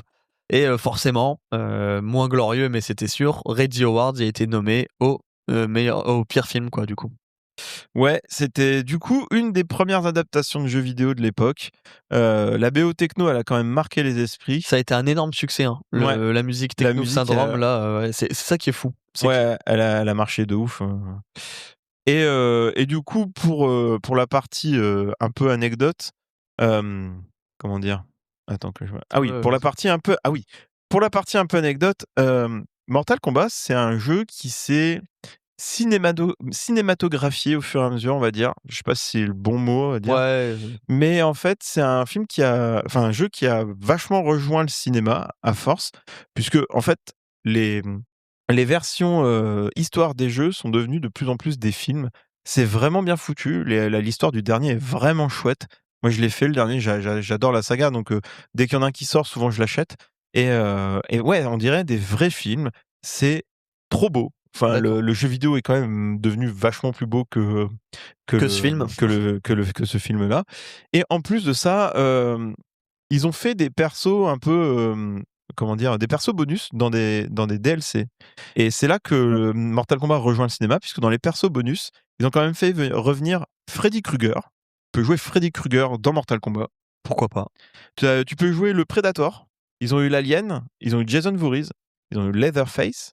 Et alors attention, là, ça part un peu plus en sucette, mais c'est assez rigolo. Il y a eu Rambo, Robocop, Terminator, le T-800 et le T-1000. Il y a eu Spawn, il y a eu le Joker de Batman. Ouais, c'est un peu le bordel. Il y a eu Ghostface, pour rejoindre notre épisode sur Scream. Et sur les derniers packs, on a eu Peacemaker, la version du catcheur. Là, comme ça. Ouais, je vois lequel, effectivement. J'ai oublié. Bon, peu importe. Hein. Ouais. Ils ont fait venir Homelander de The Boys et Omni-Man de Invincible. Donc c'est quand même un gros crossover entre le cinéma c'est et un peu le bordel, ouais. Ouais, c'est devenu un peu le bordel, mais en fait, les personnages de cinéma ne sont pas intégrés dans le lore du jeu. C'est vraiment des trucs en plus dans des DLC avec leur propre fatalité. Il y en a 2, je crois, par perso, donc c'est hyper intéressant à voir. C'est bien dégueulasse en général. Plus, ils ont, je sais plus comment ils appellent ça, t'as un combo de boutons que t'appuies quand t'as une jauge qui est remplie et tu fais des mini fatalités pendant le jeu, quoi. Et non, c'est une saga qui a vachement rejoint le cinéma. Donc même dans les jeux vidéo, donc non, c'est hyper intéressant. Et à savoir que pour la partie un peu anecdote par rapport aux jeux, les premiers jeux, tu sais, je sais pas si tu te rappelles des jeux sur Mega Drive. Non, ça dit rien. J'ai pas eu la Mega Drive. Hein. J'ai 32 ans. Ouais. Je sais pas, t'avais un grand frère.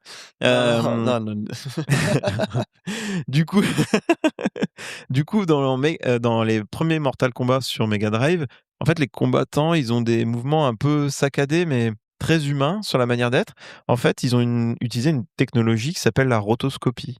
Donc, en fait, c'est l'ancêtre de la motion capture, en fait. D'accord. Ouais, et du coup, ils ont pris des vrais acteurs d'arts martiaux pour faire les combats dans Mortal Kombat 2. C'est pour ça qu'il n'y a pas d'armes ni rien dans les anciens Mortal Kombat. C'est pour ça que maintenant, on a des épées, des machins, parce que motion capture, tu fais ce que tu veux, quoi. Mais avec la rotoscopie, c'était beaucoup plus dur à faire. Et si vous voulez savoir ce que c'est que la rotoscopie, sur Google, hein, je peux pas tout vous expliquer maintenant, c'est pas le sujet du podcast. Non, en effet, ouais. Ok, bah écoute, je pense qu'on a fait le tour du film, de tout ce qu'il y avait à dire. Moi, j'ai rien à rajouter. De toute façon, je pense que vous avez compris. Hein, moi, j'ai trouvé que c'était un vrai nanar, ce film. Ça fait longtemps qu'on n'en a pas fait un film aussi nanardesque. Je sais pas si toi, t'as des choses à rajouter là-dessus. Bah non, moi j'en avais quand même un meilleur souvenir. Je pense que le 2 est un peu meilleur, malgré qu'il ait moins bien marché. Oh, un peu meilleur et encore. Il a moins bien marché. Il y a Raiden qui est quand même un petit peu plus sérieux, même si l'acteur qui remplace Christophe Lambert part en sucette aussi. Et on a des nouveaux personnages qui se pointent. Du coup, comme le dit Karim Debache, c'est souvent on passe à une scène, bagarre, à une autre scène, bagarre, une autre scène, bagarre. Et moi, j'aimais bien ça quand j'étais petit. Je cherchais pas autre chose que de la bagarre en regardant Mortal Kombat. Mais c'est vrai que ça a très, très, très mal vieilli. C'est un super nanar. Et en plus, c'est du Paul W.S. Anderson. Donc moi, je dirais même que c'est un film de merde. Ouais, c'est vrai. Et honnêtement, je pensais avoir plus de répliques. Je suis d'accord avec toi. Maintenant qu'on vient de le refaire, j'avais pas noté grand-chose. Ça va pas être le cas du prochain film. Ça, c'est une certitude. Moi, j'ai hâte. Est-ce qu'il va y avoir de la réplique dans le prochain? Je pense que tu vas pouvoir mettre tout le film dedans. Je crois que c'est un de mes films américains de l'époque préférés en termes de comédie. Donc je laisse deviner aux gens qui me connaissent bien de quoi on va parler, mais j'ai hâte. Ouais, bah moi j'ai hâte parce que ça fait longtemps que je l'ai pas vu. Pareil, surtout le premier. Et moi je l'ai vu il y a très très très longtemps. J'ai pas vraiment revu cette saga-là ou ce film-là de manière générale. Donc on verra. C'est pas une saga que je porte forcément dans mon cœur. Donc moi j'ai grandi avec, donc pour une fois on sera pas d'accord, je pense. Bah peut-être. Bah après je vais peut-être revoir les choses. Tu vois, c'est comme Le Diable s'habille en Prada. À la fin, je me dis qu'au final le film n'est pas si mauvais que ça. Les acteurs font tout et même si les messages sont dégueulasses pour la plupart. D'ailleurs on a toujours pas vu le 2 parce que comment dire. On est en avance. On est bien en avance, donc mais normalement on fait un live pour rattraper les films de mars et d'avril à la fin de la semaine. Bon, ça sera le jeudi. Vous l'aurez déjà vu depuis longtemps, depuis que. Il sera déjà sur YouTube, j'espère. Ouais. Oui, normalement oui. Du coup, pour le petit truc, nous on va aller voir la mercredi Le Diable s'habille en Prada 2. Et en fait, la semaine prochaine, c'est c'est Mortal Kombat 2 qui sort au cinéma. Donc vous aurez cet épisode-là une semaine après Mortal Kombat 2. Donc on fête un peu la sortie du jeu. Une dernière chose, c'est une année assez forte en film d'adaptation de jeux vidéo, puisque il y a quand même un Resident Evil qui doit débarquer. De Zach Cregger, le mec qui a fait Evanouie. Donc là, je suis très très chaud. Ça peut être sympa, ouais. Et que, en fait, il y a Mortal Kombat 2 qui sort, mais il y a aussi un film Street Fighter qui sort en octobre. La première bande-annonce est sortie il y a pas très longtemps. Et ça vend quand même du rêve. Ça se prend pas trop au sérieux. Ça a l'air assez rigolo quand même. Moi, j'ai vu ça, j'adhère pas au projet, mais bon, pourquoi pas. Mais effectivement, c'est une grosse année. Il y a eu de très très bons films. On en parlera dans le live jeudi. Moi, rien qu'en mars, en avril, là, j'ai vu que des dingueries. Donc non. Écoute, moi, ça fait pas partie des choses que j'attends, je t'avoue, que ce soit Mortal Kombat 2 ou justement Street Fighter. Mais en fait, je pense que Street Fighter risque d'être meilleur que Mortal Kombat 2 parce qu'il a l'air vraiment fidèle au jeu et vraiment gaulerie, quoi. Alors que Mortal Kombat 2, il a l'air de se prendre un peu trop au sérieux. Le 1 était bien, mais sans plus. Il faut voir le 1 pour voir le 2 ou pas?